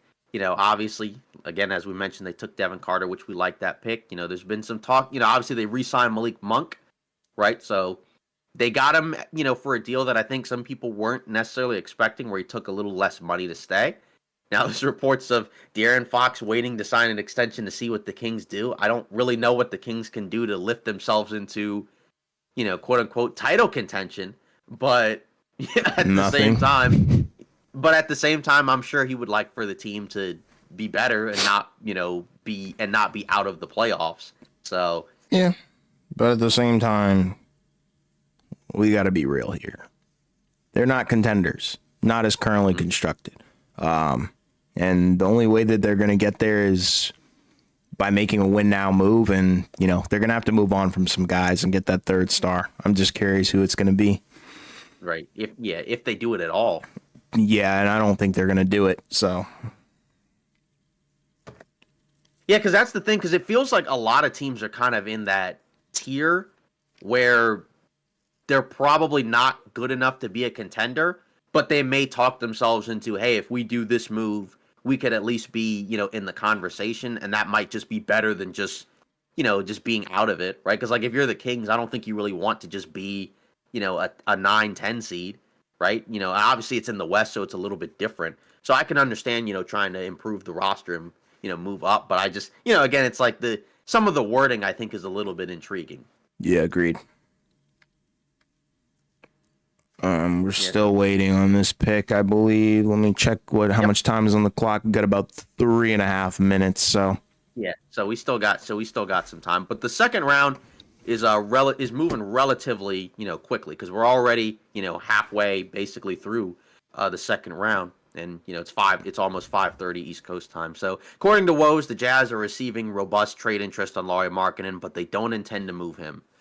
figured. Now again, intend, right, is the word here. So that could mean that, you know, if the right offer is there, they could do it. Now, he also said that, like, they haven't decided whether or not they're going to bottom out, you know, for next year's draft class. And that obviously will probably be something we'll talk about on our regular podcast episode anyways. But, you know, he's kind of almost hinting at the idea of, like, if there's a good offer, they probably could move him, and then they could bottom out and then try to get like a top pick, which is probably what they should do. And it looks like Toronto is picking Jamal Sheed. Yes. So there we go. That's a good pick. I think that's a good pick. Yeah. So it was Toronto. Yeah, it got traded. Yeah, okay. It just got traded because that's why I was confused. Because I was like, I thought it was Toronto. Because it's the Kings pick, and then it got proposed traded to Toronto. Yeah. That's what I thought. Yeah, I thought it was the Raptors that were picking the pick. So yeah, so that's another guy that's a scorer, right? That can go there. You know, I guess guard. Yeah, really small guard, right? He's like kind of like a stockier guard, right? Yeah, it's Jalen Pickett all over again. Yeah, Jalen Pickett all over again. Oh my goodness, yeah. From Houston, 21, right? So again, a little bit older. But I mean, in terms of point guards, I mean, Toronto, who do they have? I mean, it's like, other than Quickly, I mean, who are the other point guards? Like Malachi Flynn? Didn't they draft a point guard in this draft? Like a guard? I thought, wasn't it Jacoby Walter? Yeah, like that's another guard. Yeah, but I mean like a point guard more so. That guy is a point guard in my opinion. Okay. I don't know. That's just me. From what I saw at college, like all the offense was ran through him, so I don't know. Yeah. Now the issue with Sheed is he shot like 40% from the field in college. Yeah. You know, and pick. Again, huh? Next pick. You want me to be honest? No, I'm being serious, like, bro. No, I'm just saying, like, he's a smaller guard, you know, and he shot 40 whatever, 40% from the field, 40.7 if you want to be exact. So yeah, not amazing, but we'll see what Toronto does. And it looks like the Clippers are targeting Cam Christie. They already picked him, I think. Yeah. So now you have both Christie brothers in LA, but one's on the Clippers and the other's on the Lakers. Now, Cam Christie, similar height, right? I think he's slightly shorter. He's listed as 6'5". So kind of a similar-ish build, but they're different in terms of how they play, right? Like, Max Christie for the Lakers is more like a 3-and-D, athletic 3-and-D type guy. Cam Christie, I think, is a little bit more comfortable with the ball in his hands, as like more of an offensive-minded player. So, I think that's a fine pick for the Clippers. Yeah, it gives you some depth, I think. It's nothing like that I'm like wowing at or anything like that, right. But yeah.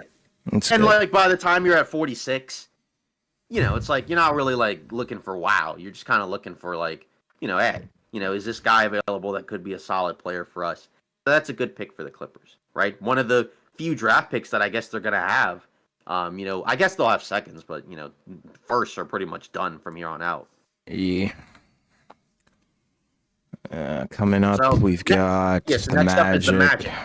Yeah, next up is the Magic, right? So obviously they had themselves, I guess, a draft as well, right? Yeah, I don't even know what the heck they do here. Maybe Yeah. center. I Right. don't know, but Yeah, I like yeah, Wagner and I like right, Wendell Carter Jr. I don't want them to go wing. I don't even really want right. them to go guard. Yeah. Well, they already took Tristan da Silva, so they don't have to take another forward. That's But why I it's just, said like go center. yeah, it's like Honestly, yeah, yeah. You might as well pick a big because like they took Anthony Black last year and Jet Howard, right? So that was a guard wing, a guard and a wing, and then this year they took Tristan what da a joke, Silva. bro. So obviously they'll probably lose, Markel Fultz, but then you just put Anthony Black up in there. Guess we'll see if Jet Howard can get into the rotation, or if Tristan da Silva plays. We don't know, but Taking Tristan Da Silva over Jet Howard. Pick Isaac Jones here for me. That's what I would do. 6'8" like I said, center. Call it a day. like, yeah, I think they should take a big here. I think that's a good pick if they do it. Obviously, we don't know what they're going to do yet, but it's going fast, right? Because again, we're almost through this. Yeah. I'm surprised the guy from Cameroon hasn't been picked yet. That's Ulrich, right? Yeah, Ulrich. I don't know. That's interesting. Yeah, I mean, I guess where does he go at that point then? Orlando, that's an option. Ulrich Chomche. But I don't know if he necessarily fits their window because they're kind of like, I don't know. I wouldn't necessarily say like they're beyond acquiring young guys, but they're Right. kind of beyond the project stage. Like they need to kind of Yeah, take another leap. Yeah, they're in a higher tier than some of these other, teams. Like say Toronto is in like the rebuilding, tier, right? Where it's like they're not going to be that great next season. Whereas like Orlando was already a playoff team that's going to look to get better. And they're trading the pick to New Orleans anyway, so that perfect timing. Yeah. So then New Orleans, I guess, so they took Yves Missy in the first round, right? So they don't necessarily need to take another big. I guess the question is, do they take a guard or a wing then? I'm going guard and I'm going Antonio Reeves.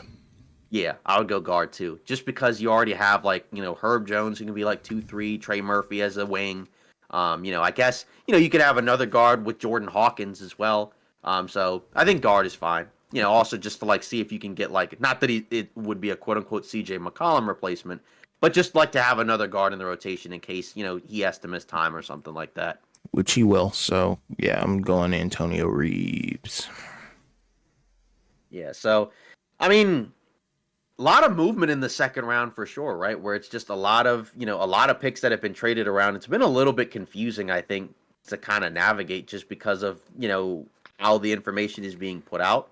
But, again, now we're in the home stretch here, right? We basically have, about 14 picks left. So we're almost here. Yeah. I think actually, I'm trying to think. I think actually we have 58 picks this time around because I forgot. The Suns, right? They don't have their pick because of Drew Eubanks, and Philly, I think, had lost their second because of the Harden thing. Yep. So we actually only have 58. So we only really have like 10, 11 picks left at this point. So yeah. So I forgot about that. Just because that's still crazy that the Suns lost a second round pick for Drew Eubanks. And he obviously opted out of his player option, so he's probably not even coming back. Yeah. I mean, that was basically a waste. Yeah, that was so stupid. Yeah. Never forget that. That was basically a waste at this point. Yeah. Like, you tampered for a guy who didn't really help you, and he's going to be gone and just leave for nothing. Exactly. Like, you could have taken Bronny James with that pick. Yeah, I don't think they were going to take Bronny James. That was never in the cards, I don't think. Yeah, I know. It is kind of intriguing how there was, reports about, we got Antonio Reeves going to the New Orleans. So, Yeah, good job. Yeah, figured. I mean, that was kind of like a no-brainer. At this point, all the guys that are on the board, like you have to take best available for your best position or your position of need. Like, and he's the best available. Like, yes, Bronny and him play the same position, but at the end of the day, no. What do you think about the Heat pick? What's up, Miami Heat Zone? So that was the one where it was the wing, right? The 6'5", the Pell guy, right? Yeah. Yeah, we basically said he's kind of, I guess, like sort of another Duncan Robinson type guy, right? Where he's like a good shooter. Obviously an older rookie, right? Which is fine. Defensively, he's 6'5", so a little undersized as a wing, but I'm sure he'll compete. With that Heat, zone defense and whatnot. So I don't really have an issue with the pick. It feels like a type of guy that they would like, that they tend to like to have on the roster, right? Because initially we thought it was Dursic, and then he got moved to Atlanta. So that way Miami could just move a pick down, which was weird, but I guess that was the guy they wanted. So Yeah, I like the pick though. I mean, he's kind of like a. yeah, I don't know if this is a hot take, but he might be a little bit of a more dynamic Duncan right. Robinson. I Which think would he be can. even better. Yeah, I think he can do a lot more with the ball. We already know, like, yeah, great shooter, but I think it's the stuff that isn't involving the shooting that makes it a solid pick. Right. Like if he can, because say like Robinson now has gotten much better at like attacking closeouts, and being able to navigate the handoffs beyond just shooting. But this guy can already kind of do that stuff already. Right. Yeah. And like you said, and then some. So, that I think that's a solid pick, right? Like Yeah. I said, I don't know how much he would play as a rookie. Obviously, the Heat, can get pretty creative in terms of who they have to put out there, especially if guys miss time, which, seems to which unfortunately happened a lot this year. So I'm sure there'll probably be some point when he ends up getting minutes, and then you'll get to see more of what he does. Yeah. So now we're waiting on pick 48, right? So that was one of those picks that got moved, wasn't it? Which one? 48. Yeah, 48, or is it still the Spurs pick? I think it's the Spurs, but Okay. I could be completely wrong. It might actually be. It can't. It's not Minnesota's. I don't think. I think it's. No, the Spurs. Minnesota's is later. They're like 53. Yeah, I think it's the Spurs. Yeah, I'm looking at it. Yeah, it's the Spurs. Yeah. Yeah, so obviously, they took Nunez, they took Castle. We thought they took Dillingham, or I guess they did, and then moved him. So they already took a guard, and a forward. So now are they going big? They could go big, or they could go Keyshawn Johnson. I think you could also afford to go wing here. So either big or wing. I feel like they could really do anything they want. Honestly, It doesn't matter. Not saying like the pick is meaningless, but I think no matter what they do, I think it'll be a good fit. Yeah.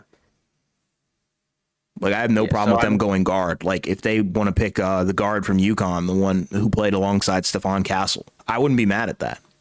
Yeah. Spencer? Yeah, Cam Spencer. Yeah, I wouldn't be mad at that. Yeah.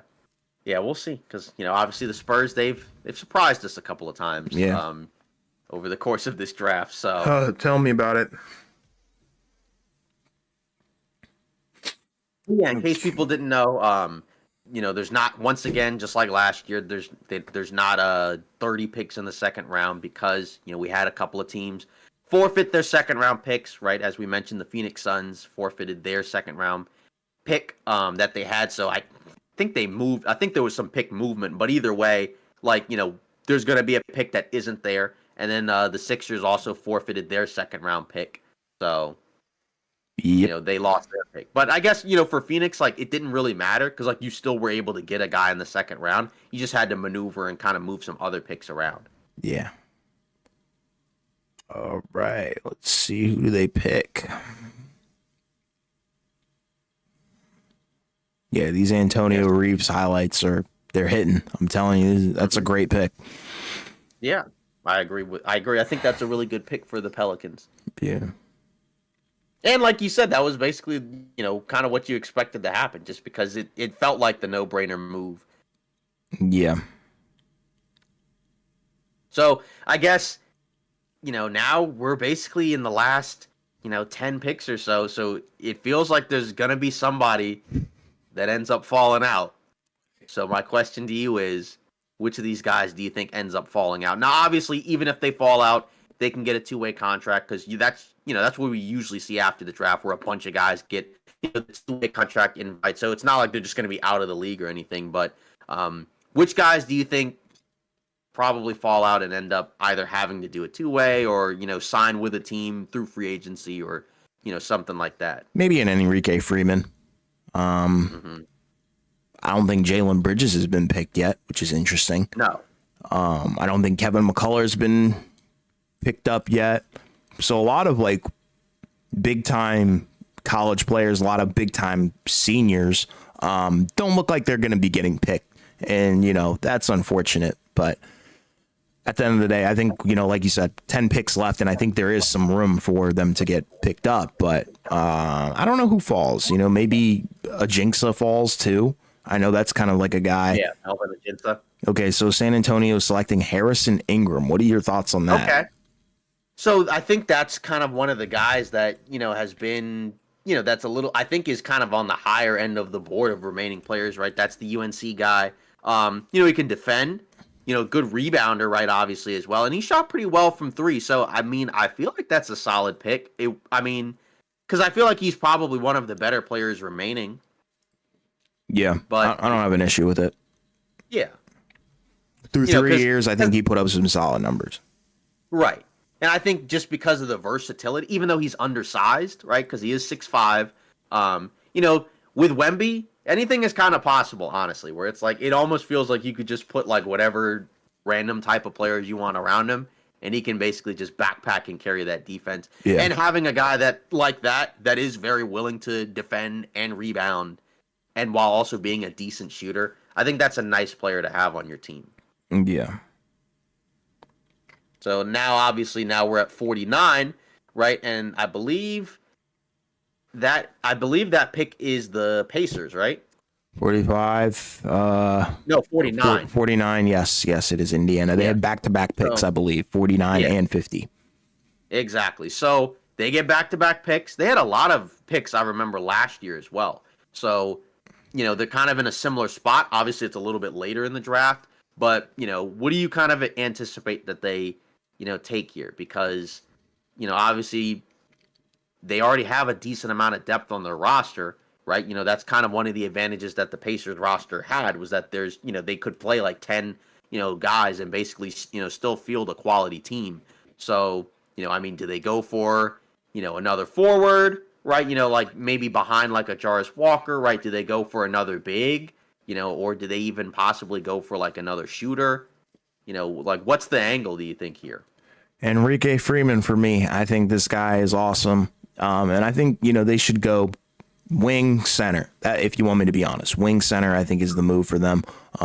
Enrique Freeman, 18 points, 13 rebounds, kind of elite, and 37% from the three. Okay. Yeah. Denver is trading Reggie Jackson to Charlotte for 3 unprotected second round picks. Okay, well, I didn't expect that at all. End the stream. No, I'm joking. But either way, wow. So it's a weird move. Interesting. I guess that's funny. So that's the second time because I think at the deadline, the year the Nuggets won the title, I think he was traded from the Clippers to the Hornets, and then they bought him out, and then he joined Denver, just for Denver to trade him to Charlotte again.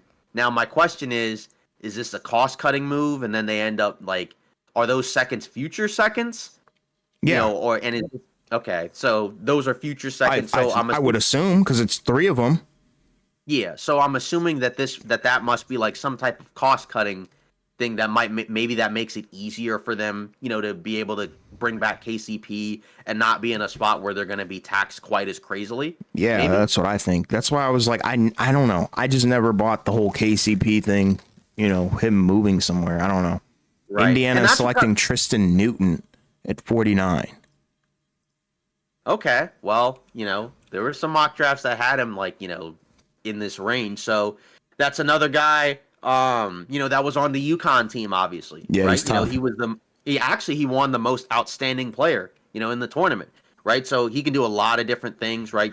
Really good defender, average 7 assists, 4 rebounds, right? So he does a lot of stuff. Obviously, if you were on the national championship team and you were one of those, key guys that can do those type of things, I think that's a quality pick, right? I mean, he is 6'3", right? So, obviously that's a little on the smaller side, but for a team like Indiana, right, that could use, a guy, that's willing to defend and rebound. I mean, those were things that they weren't necessarily great at. That's pretty solid.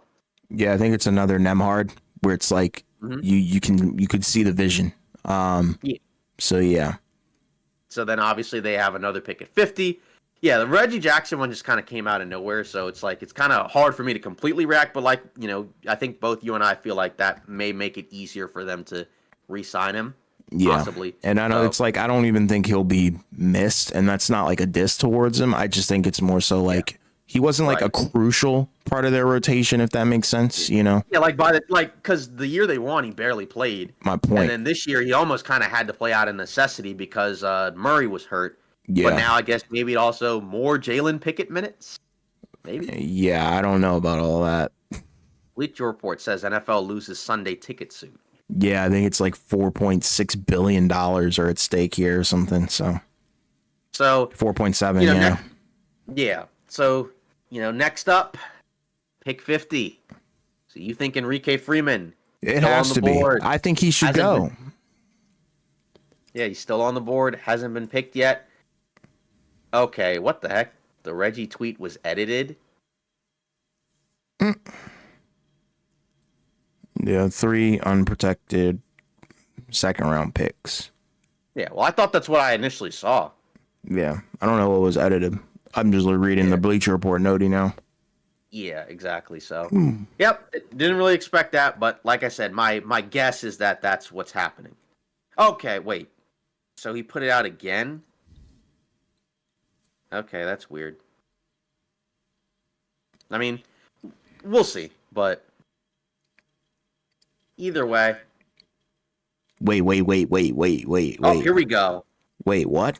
Wait. Denver is wait. trading Reggie Jackson to Charlotte with 3 unprotected the second pick. rounds With or the pick. 4? Because the Bleacher Report thing says the Hornets are sending 3, and Woj is saying with.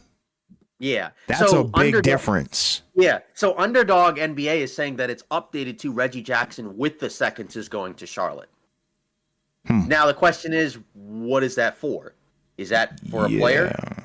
Or is that just they have to add the seconds to incentivize Charlotte to take him? Right. Yeah, I'm curious. I want to see all the returns on that. Right. Cuz if it's just basically a straight salary dump, then like I said, that probably is for Jalen Pickett. So, nice. Yeah, Nice yeah, job, that Denver. can't be serious. No, I'm just saying, like, I can't really say for sure, but I'm saying, like, if they're not getting back any players, then, I'm kind of being half funny. I think the bigger thing is I think it allows them to save more money so they can re-sign KCP and not be way, way, way into the tax. Like, it'll be a little bit easier for them to re-sign him and not be quite as, penalized. I think that it will put them, so Bobby Marks, perfect, actually. This actually really helps. So Denver's right at the $171 million tax threshold with the trade, and KCP declining his option, $19 million below the second apron. So so like I said, I think what we kind of were saying initially is probably closer to where, because there's no salary coming back. So I think Right. that just makes it easier to bring him back. I think that's what is going to happen. That makes 100% sense. That's a good move in my opinion. I would 'Cause they- definitely 'cause they sacrifice basically- Reggie Jackson for more salary. Right. Yeah, and I think the seconds probably you had to do that to incentivize Charlotte taking his contract because they have a decent amount of cap space. And I think we're going to see some other teams probably have to do that in the offseason too, where they're like say a team like Detroit is going to have like a bajillion, dollars and dollars of cap space, but they could be one of those teams where they're probably going to use some of it just to kind of, take on bad contracts. Yeah.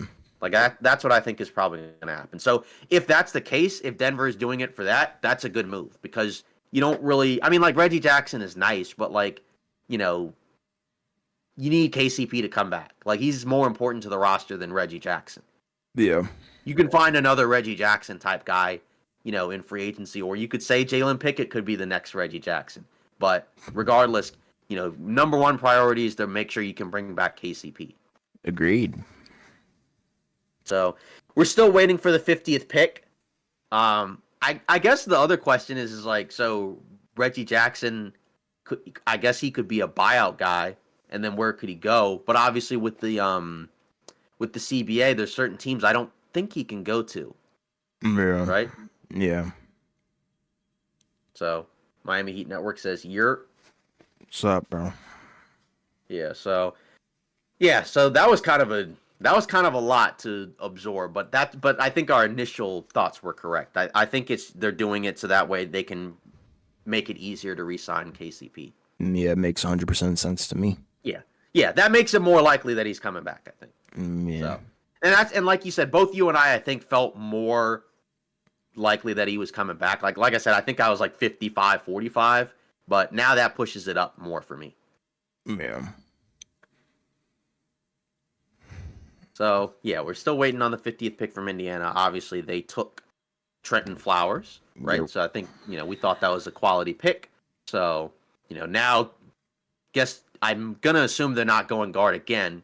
So, I guess the question is it forward or center? I thought it was going to be forward, but I'm cool if they pick like Ulrich Chomche or Enrique Freeman. So either one of those guys would be cool for me. Really pushing for Enrique Freeman. Yeah, I think he's a good fit for them. Like, because Jarace Walker was just non-existent, and I think Enrique Freeman has the potential to be better than him. So, yeah. So, how many minutes are on the board according to the broadcast? picks in. All right, so there we go. So somebody should be putting it out pretty soon. So, Yep, so there we go. we So were just now- waiting. Yeah. Well, they sure took their sweet time. They basically used up the entire 5 minutes, didn't they? Yeah, I mean there was about a minute left for them to pick. So I'm very curious what happens here. And we are 5 picks away from the Lakers as well. Yep, Ronnie James, waiting for that one. So, I mean, so I guess considering you really like Enrique Freeman, I guess why don't you just kind of go while we're waiting? Why don't you just go into more of why you like him so much? Because you've been talking about him the last several picks, so he seems like the type of guy that can really just fit onto any team. Yeah, I mean he was dominant in college. That's the thing. Like which I agree with you, by the way. So. Yeah, like he's senior. That I think would be the only drawback. 6'7", 212 from Akron. 18 points per game, 12 rebounds, 37% from the 3-point line. So, and I like his story. Former walk-on who was awesome for Akron. So, growth spurt as well, because I think that was another thing where it's like, he's a little bit shorter early on in his college career, but then grew to 6'7", and that kind of pushed him to the wing, which is pretty awesome. And I think he has like a do-it-all kind of fit. And like I said, I think that's a little bit better than what you have with Jarace Walker if you're Indiana, because they pretty much have the same frame at this point. But if you look at Jarace Walker's production wasn't that good, and he didn't really see the floor a lot anyway. So I think adding Enrique Freeman either to light a fire beneath the guy or just straight up replace him, I think this is awesome. Yeah. I mean, obviously we'll be seeing what happens, relatively soon. Yeah, I don't know what's going on. Yeah, so. Yeah, but yeah, I mean, I think he's a guy where, regardless of what happens, I think there will be minutes, for So him. I think it looks like so they picked him. I don't know why it hasn't been like tweeted or anything, but I'm looking at the stream, but it has been the pick is in. Huh? Okay. No, I'm looking at the ESPN one. Oh, the ESPN. Yeah. Yeah. Okay. So there we go. So now New York is on the clock. All right, so that's 51. Yeah. But what were you saying? Yeah, no, I was just asking which feed it was, and you said it was the ESPN feed. Yeah. So, the pick is in, and it was Enrique Freeman. So round of applause for that guy, in my opinion. I guess Woj and Shams are just kind of asleep. I mean, yeah, Woj is on the broadcast, so it was kind of funny to just see him staring blankly into the camera and then typing here and there. Yeah. Yeah, I guess that's the tough part is you got to do both at the same time. So yeah, so and yeah, then I guess Knicks same with Shams because he's on. He's in a studio setup as well. So yeah, So we're looking at New York with the 51st pick. This should be interesting. Yep. So who do we think? Justin Edwards, maybe. I don't know. Yeah, because I feel like he's one of the better players at this point left. Yeah, on board. So I mean, they could pick a big, but like most of the bigs that are left are either really, really young or really, really not bad, but like they're very Exactly. They're hard not polished, right? projects. Yeah, they're projects, like very bad projects. And it's like, you don't necessarily want to take that on if you're New York, in my opinion. I think you want to do everything Yeah. that you possibly can to increase the value of your roster in terms of contention. So I don't really see them picking a big here. I don't know. But like you said, the Pacome Nadia guy, I think, all signs are kind of pointing to him being a draft and stash. So maybe they kind of do another one of those. Mm-hmm. Yeah, exactly. So, But, front court depth wouldn't hurt necessarily. But yeah, there's just so I think many that, projects, though. That's the issue.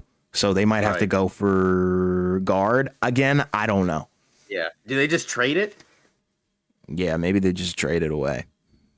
Sleeper team for Bronny. I don't know. Probably not. I don't No, think. I it don't was a think he's joke. gonna. I think he's pretty much. I think he's locked in at 55. It was a joke. Again. Yeah. Yeah. Exactly. Which I know, but it is kind of funny though. But regardless, just kind of waiting at this point. So. But I mean, it is kind of funny, like just in terms of like, all the movement in the second round, because the second round, usually you feel like you would almost think would be a little bit smoother, just because like people have already kind of picked the first round guys, so then they kind of have a better, grasp of who's available. But Right. it feels like I wouldn't say it's more chaotic necessarily than yesterday, but like it's been pretty chaotic in terms of like just all the trades, and I think some of the information, just the way it was put out, was a little bit tough to follow. Yeah, It's been funny too. Yeah, but it seems like because a couple of the newsbreakers have kind of put out that like they've been sort of like locked out of their accounts, because Shams is saying his account is getting locked, Jake Fisher saying his account's getting locked, so it may be up to the ESPN people to pretty much get us through this at this point. Okay, well, if that's the case, I'll be watching that. I'll be looking at them. Because Shams, he put out, my account keeps getting locked, and again, like I said, same with Jake Fisher, and others. So I haven't seen Woe say anything, but just a story that's getting weirder and weirder. Yeah. Yeah, and it could just be one of those things where it might be on X, them kind of like restricting the amount of tweets going out, because I know like X just sometimes from time to time just has a lot of weird stuff going on, so that would be my guess, obviously, because the draft is a period of time that's where X is very active, but that's the only thing I can think of. Yeah. Right. There were a couple of players, I think, or other media people's accounts who got hacked the other day, which was kind of random, but I guess that's always kind of a common occurrence. Mm-hmm. But now we're just kind of waiting for these next few picks. So, but like you said with the Knicks, yeah, the thing about the bigs at this point is, like you said, they're either projects or just not very good. So, you might just have to kind of just take another player at a similar position and just be like, it's the best player available, so we'll just go from here. Yeah. And just another reminder that there are not 30 picks in the second round. There's 28. There's a couple of teams that forfeited their second, so we won't have as many. I think last year it was a similar issue as well, so where there weren't 30 picks in the second round. So just everybody putting that out there. Let me see here. Yeah, so because 51 was the Knicks, right? Yeah, 51 is the Knicks. Let me go to a live updates page real quick. 2024 NBA draft tracker by round. Mute tab. So it looks like Melvin Aginsa went to New York at 51, but he's being traded to Dallas. Yeah. Which is interesting. Yeah, I'm looking at Keith Smith. I guess you're seeing it on ESPN. Yeah. I'm assuming. Yeah. Yeah, so I've got their live stream open. And I've also got the draft tracker, the live tracker, with no like visuals and stuff. But I mean, Melvin Aginsa, I like the pick. He's not necessarily like a project. I would say like 3-and-D, which is kind of what Dallas needs, I think. So cool. Yeah. I think that's a good pick for Dallas because, again, like you said, it's not a project guy. It's a guy that could potentially slide in and get some regular season minutes where nobody's expecting him to be Derek Lively level, impact as a rookie, but just as a wing that can kind of just come in, and play both ends of the floor, that's a pretty solid get for Dallas, especially, again, considering I'm going to assume they didn't really have to give up anything, maybe like feature seconds. So, that's solid, right? Yeah, so it looks like the Warriors have picked Quinton Post, which I believe is Oklahoma City's pick, right? Yeah, that was the Lindy Waters. That was the Lindy Waters deal. So I think Lindy Waters went to Golden State for the 52nd pick. So I think Oklahoma City had it, but I thought that was the pick that got moved around. Yeah, I don't know where this goes to because it just says proposed trade, and then it has Oklahoma City's name on it. So yeah, because I mean, like these trades, I don't think are official just yet, anyways. So it looks like it. Yeah, I mean, I don't know. It looks like it. Yeah, Quinton Post. It just says Warriors, Oklahoma City. So Quinton Post, so here we go. So it looks like Golden State's reacquiring the pick from Portland. Okay, so Golden State picks up a center. Good, and he's a 7-footer. So there you go. 244 pounds, can shoot. Good pick. Yeah, so that's solid. So you got Lindy Waters, as another guard, and then you got, a backup center, in the draft. So that's pretty solid considering that they didn't really have a lot to work with anyways. Yeah, Detroit's on the clock now. Yeah, so that's the 53rd pick, and that's the one from Minnesota. That was Minnesota's pick, but it's going to go to Detroit. So obviously, Detroit, I mean, they could pick anybody. So, I mean. Yeah, I mean, I would either go Justin Edwards or Kevin McCullough. Mm-hmm. I feel like they kind of need, I'm not going to say it needs to hit, but right. I feel like it needs to be somebody that's playable. Be able to shoot. Yeah, somebody that's playable too. Yeah. No projects, please. Right, yeah, because they already have guys that are kind of in developmental stages right now anyway, so. Yeah, get a senior. There's tons of them. Junior even.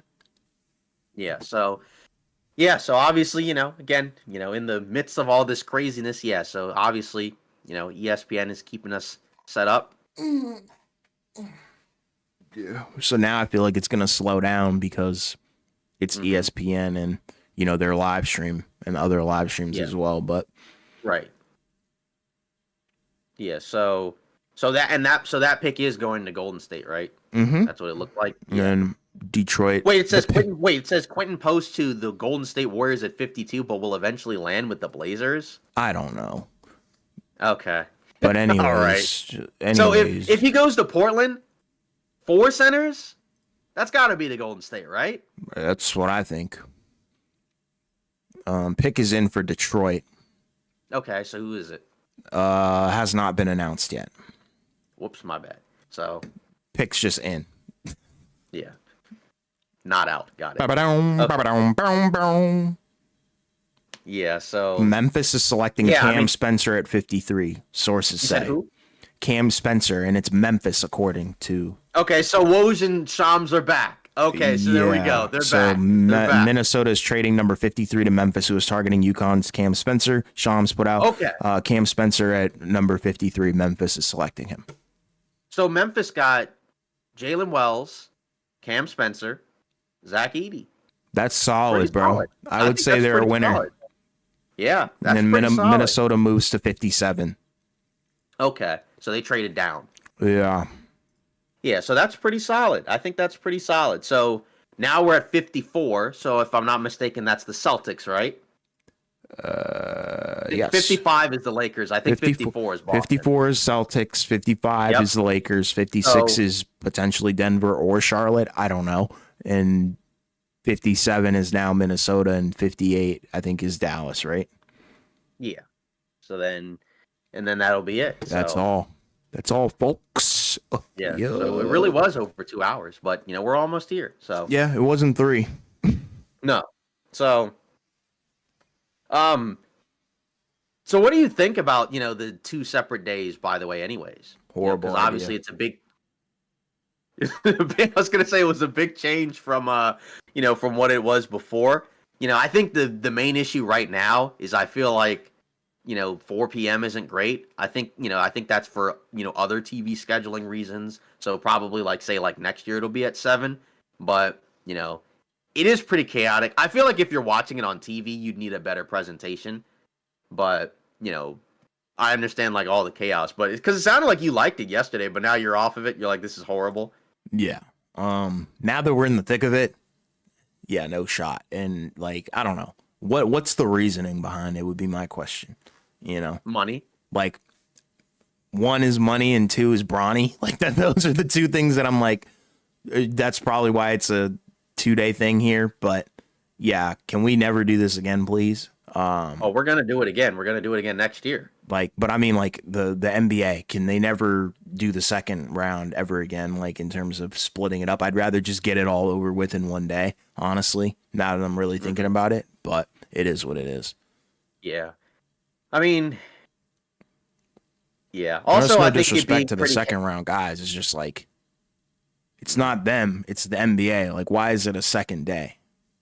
Considering the presentation is nothing crazy. Like it's literally the what's this the vice commissioner, assistant commissioner, whatever his name is, like Deputy commissioner. Yeah, he's just like walking up and announcing it in a studio. Not that it's cringe, it's just you can tell like what was the purpose of this. That's just me. Yeah. So I'm getting some conflicting stuff like about the 52nd pick because there are some that are saying that like it's going to Portland, and then there are others that are saying that Golden State's reacquiring it. Yeah, I don't know. If it's Golden State, I love it. If it's Portland, what the heck are you doing? Does that mean Robert Williams and freaking what's his name? That's 4 centers. Does that mean Robert Williams and DeAndre Ayton are gone? I mean, wouldn't surprise me. W. If that's the case, then W. If it's not the case, then fattest L of the draft outside of the Spurs so far. Mm-hmm. Right. So next up, again, Boston at 54, Lakers at 55. Yeah, let me see what I had at Boston. I had Isaac Jones. Because I think it wouldn't hurt them to grab a backup center.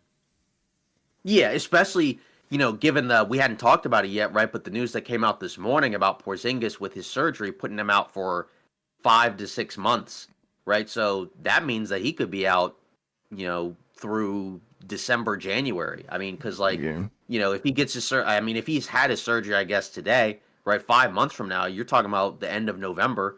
And if it's 5 to 6, right, that's the end of December. So we may not see him until January. So I think it's pretty important for them to, if not draft a backup center, like worst case scenario, try to re-sign some of the guys that were on their team this year. Yeah. So Jake Fisher is saying that the pick that 52nd pick is going back to Golden State. Boston selecting Anton Watson. Okay. Okay. So what do you think of that pick? All right. So I guess you're not too high on that Boston pick. I mean, it's 54. It's not that I'm not high on it. It's just like, I guess I would have gone big personally, but I guess you can't really be mad at his production, through last season. Yeah, through last season, he did a lot in terms of 14 points, 7 rebounds, 57% from the field. Just really like this guy reminds me like an undersized center, like low key. Yep, and Chris Haynes said the pick is in. It's Bronny James. All right, so we can go on to 56. No. Well, we need to talk about this. No, I'm joking. So Anton Watson, Bronny James at 55. So there we go, which is what we expected. Woo-hoo! Now it was funny because I think at one point we were kind of saying that like he could possibly, I know we were kind of talking about like he could be, drafted higher, but then like at a certain point, you just knew he was probably going to just fall to 55. So yeah, I think once you saw the Lakers didn't use the first round pick, and then you also saw other guys falling as well. Like I think the number one indicator was like Mataz falling, then you had Necht falling. Then you had Collier falling. So a bunch of guys who were clearly already better than Bronny were falling. That also indicated that Bronny was going to kind of come back down to earth and go to, the Lakers at 55. So, I mean, I don't hate the pick. It's just funny. No. Yeah, obviously, right, gets to play. LeBron, I think, has his player option. So, but I think we assume that he's going to opt out and re-sign.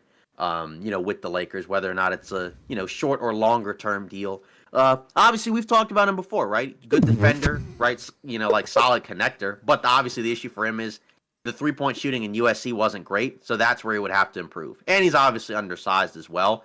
But again, like anybody in the 50s, like it's the 55th pick. So it's like, is anybody really going to horribly critique the 55th pick? Like, no. Like, so that's fine. Sorry, I was just looking at the ESPN live stream. It's pretty funny. Yeah, it's just obviously it's just a matter for him. Can he get the jumper? Because he's shot it well. I thought in high school. Obviously, that's high school. Different, man. Yeah, but obviously that's high school, and then in college, right? 27% from three. So that's the part that's got to get better. If the three can go up, then he'll probably be a rotational guy, right? Because I don't think neither you nor I think he's going to be like a star or anything. But I think we both feel like he could probably be, if he can shoot, he can be a rotational guy that could probably help a team. Like, is he Patrick Beverly? Like a little bit taller, more athletic. Could he be that? No, I think he was more so like Davion Mitchell. That's the best. Mitchell. That's the best comp I could probably give you in terms of what we've seen in the NBA. Because I think his number one limiter is his size. If he was like 6'4", 6'5", okay, he probably would have gone earlier. Probably doesn't end up falling to the Lakers or something like that.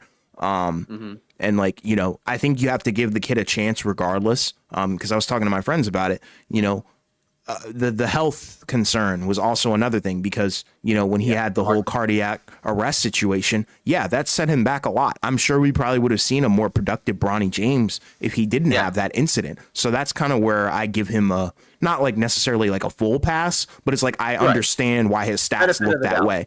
On top of the fact, complete chaos at USC last season. So like they didn't, not even a tournament team. They just got blown out off the floor. Offense looked bad, defense looked bad, everything just looked bad. So I think everybody on that team suffered, and I think there were only 2 players that were picked from that team as well, in Bronny and Collier. So I don't hate it, but this war room is pretty funny. That was a W reaction. WJJ, man.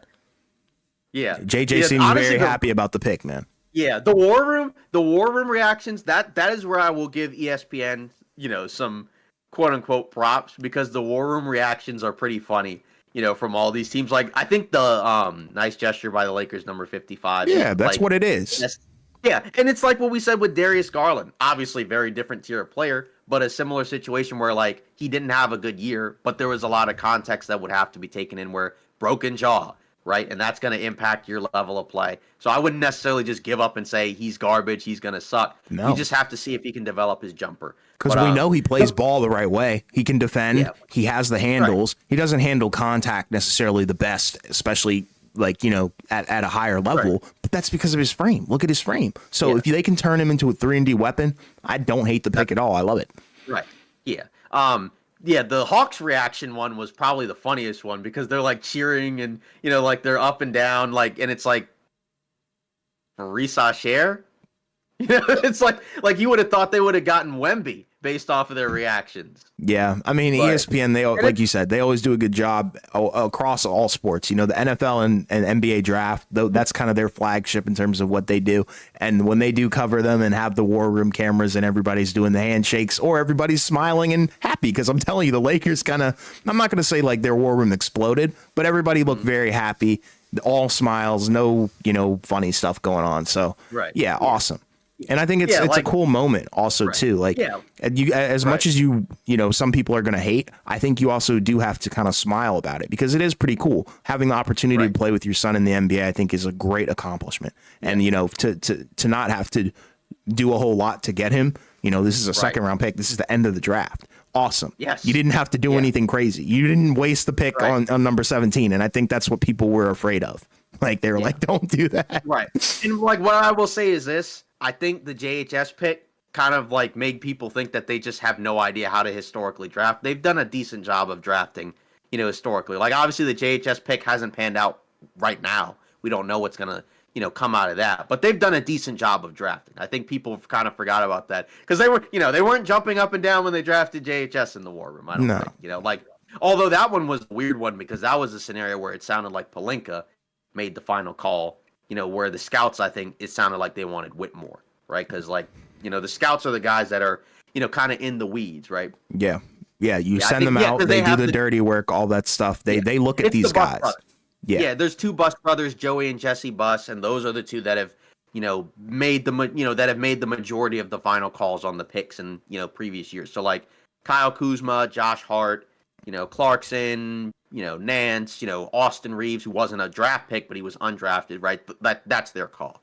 And it sounds like that the Hornets are sending back cash to Denver for Reggie Jackson. So as we assumed, we didn't expect that Denver to get anything back. I just think it's just a move to make it easier to sign KCP. So first time, which we didn't even say, first time that's ever happened, father son duo in the league at the same time. So that's pretty cool too. Yeah, that's what I was saying. Like you do have to kind of respect it, but and every single team has had some picks where you scratch your head about it. The Wizards have had their fair share. The Hornets we've seen, and it's just like, oh yeah, it happens. The Kings we've seen, the Hawks, Mavs, every team has done it at some point. Where you're like, oh, okay. And some of them some of them were lottery picks. Like nobody's going to complain about somebody picking somebody 55. So that's my point.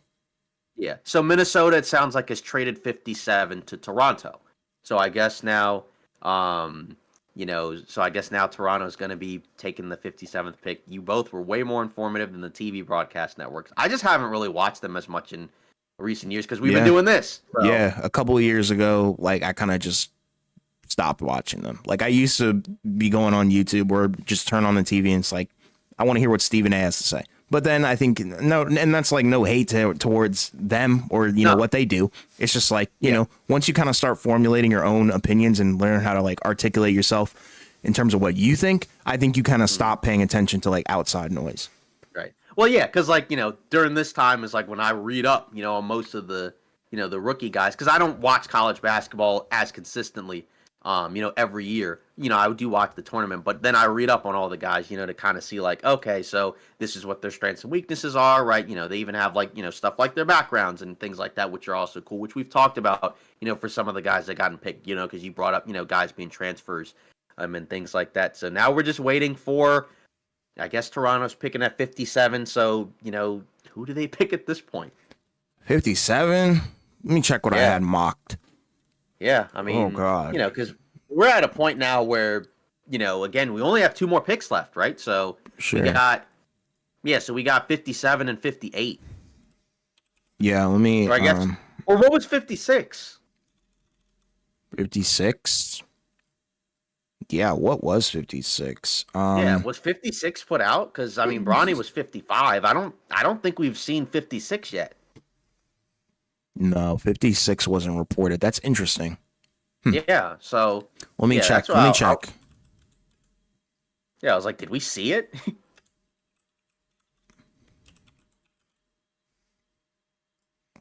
Well, when you're hurt, like that can certainly. Yeah, so it looks like the Knicks selected Kevin McCullough Jr. Okay. So that was a guy that we had on, the board that now is being picked just, I guess, at 56 or whatever. That's pretty good, though. I think that's a good solid pick. Well, yeah, I agree because we had him higher, and he ended up, falling almost all the way down to the end. So, that's nice that he gets to now. That's the Dallas pick, or not Dallas pick. That's the pick that the Knicks got from Dallas, right? So, so he's going to New York. So that's a good pick, I think, for New York. And the pick is in for this Memphis one, I think. And then this one's 57. Yeah, and it goes to Minnesota, correct? I think Minnesota. Toronto. It goes to Toronto. That's what it was. Yeah. Yeah. Great. Yeah, I don't know about this one. So what is it? Because nobody's putting them out anymore. So yeah, it hasn't been announced yet. Like I said, pick is in, but they have not said who or what it is. Which is interesting because I feel like you could go Ulrich Chomche here, or you could go Justin Edwards. Those would be kind of my two guys. Right. Yeah, and again, just also as a reminder, You know, there's going to be guys where they won't get drafted, but they'll be immediately signed to two-way deals, and then they'll, you know, find their way, you know, going back and forth between the G League and, you know, whatever team signs them to a two-way contract. So just as a reminder, right? So like some of the guys that don't get drafted, like they'll still be, you know, on a roster, and then they'll have the opportunity if they play well, right? You know, at the end of those two-way deals to be actually signed onto the real roster. Yes, sir. If they have an open roster spot. So just kind of pointing that out. And also pointing out once again, there are not 30 picks in the second round. There Yeah, will be 20. we're one pick away from the end, I believe. Exactly. Yep. So Yeah, we're just looking at KFC ads right now. I'm being serious. There's a KFC ad on. But like I said, the pick is in. We're just awaiting for it to be announced officially. mm-hmm. All right, cool. I'm very curious actually who goes here, if you want me to be real, because I think Toronto has done an interesting job in terms of not necessarily like, I guess, like drafting the best people, but I think they've had a plethora of picks where it's like you kind of feel like they did add a lot of guys. Mm-hmm.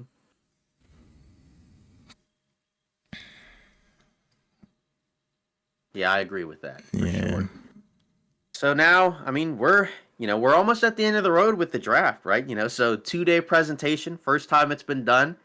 You know, kind of a little bit different. So yeah.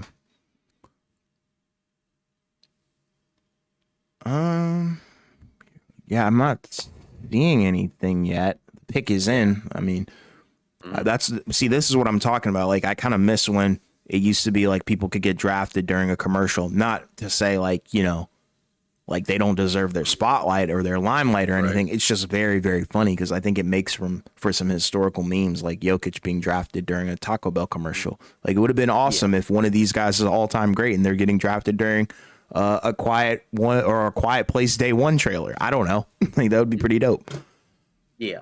So it does sound like that weird Portland Golden State scenario. It sounds like that guy is going to Golden State. Yeah, it didn't make sense if it was Portland. Like, right. Yeah. So Jake Fisher got that one. Jake Fisher had that one.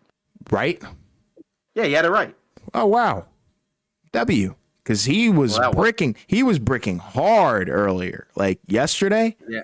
Yeah, I know. I feel like some of that stuff like was just absolutely insane. But it sounded like what they did was they traded cash to get the pick back, and then they took him. Okay. So now they're hard capped at the second apron, which, you know, again, was going to happen regardless anyways. Okay. And again, you know, it's a big that actually has, you know, some real experience. So, you know, that you know, in college, right? So, you know, there you go.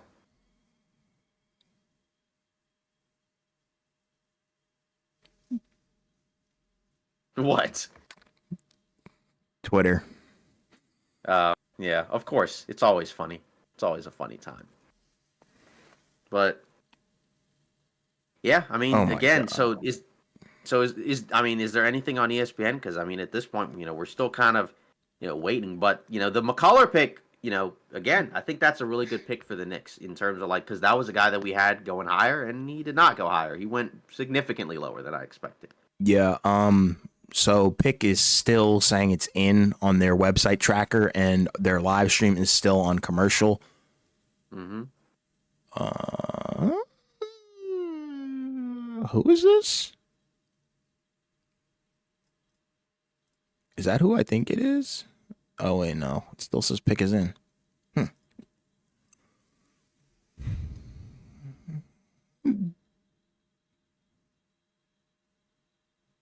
Yeah, so, I mean, again, now we're just kind of waiting. You know, I know it's, you know, kind of weird right now because we're just kind of quiet. But I mean, that's all we can do. Yeah, I mean, we're just kind of at this point just kind of going through it in terms of you know, all those signings. So yeah, so basically what they're saying. So this is from Kendra Andrews. The Warriors got their 52nd pick, Quentin Post.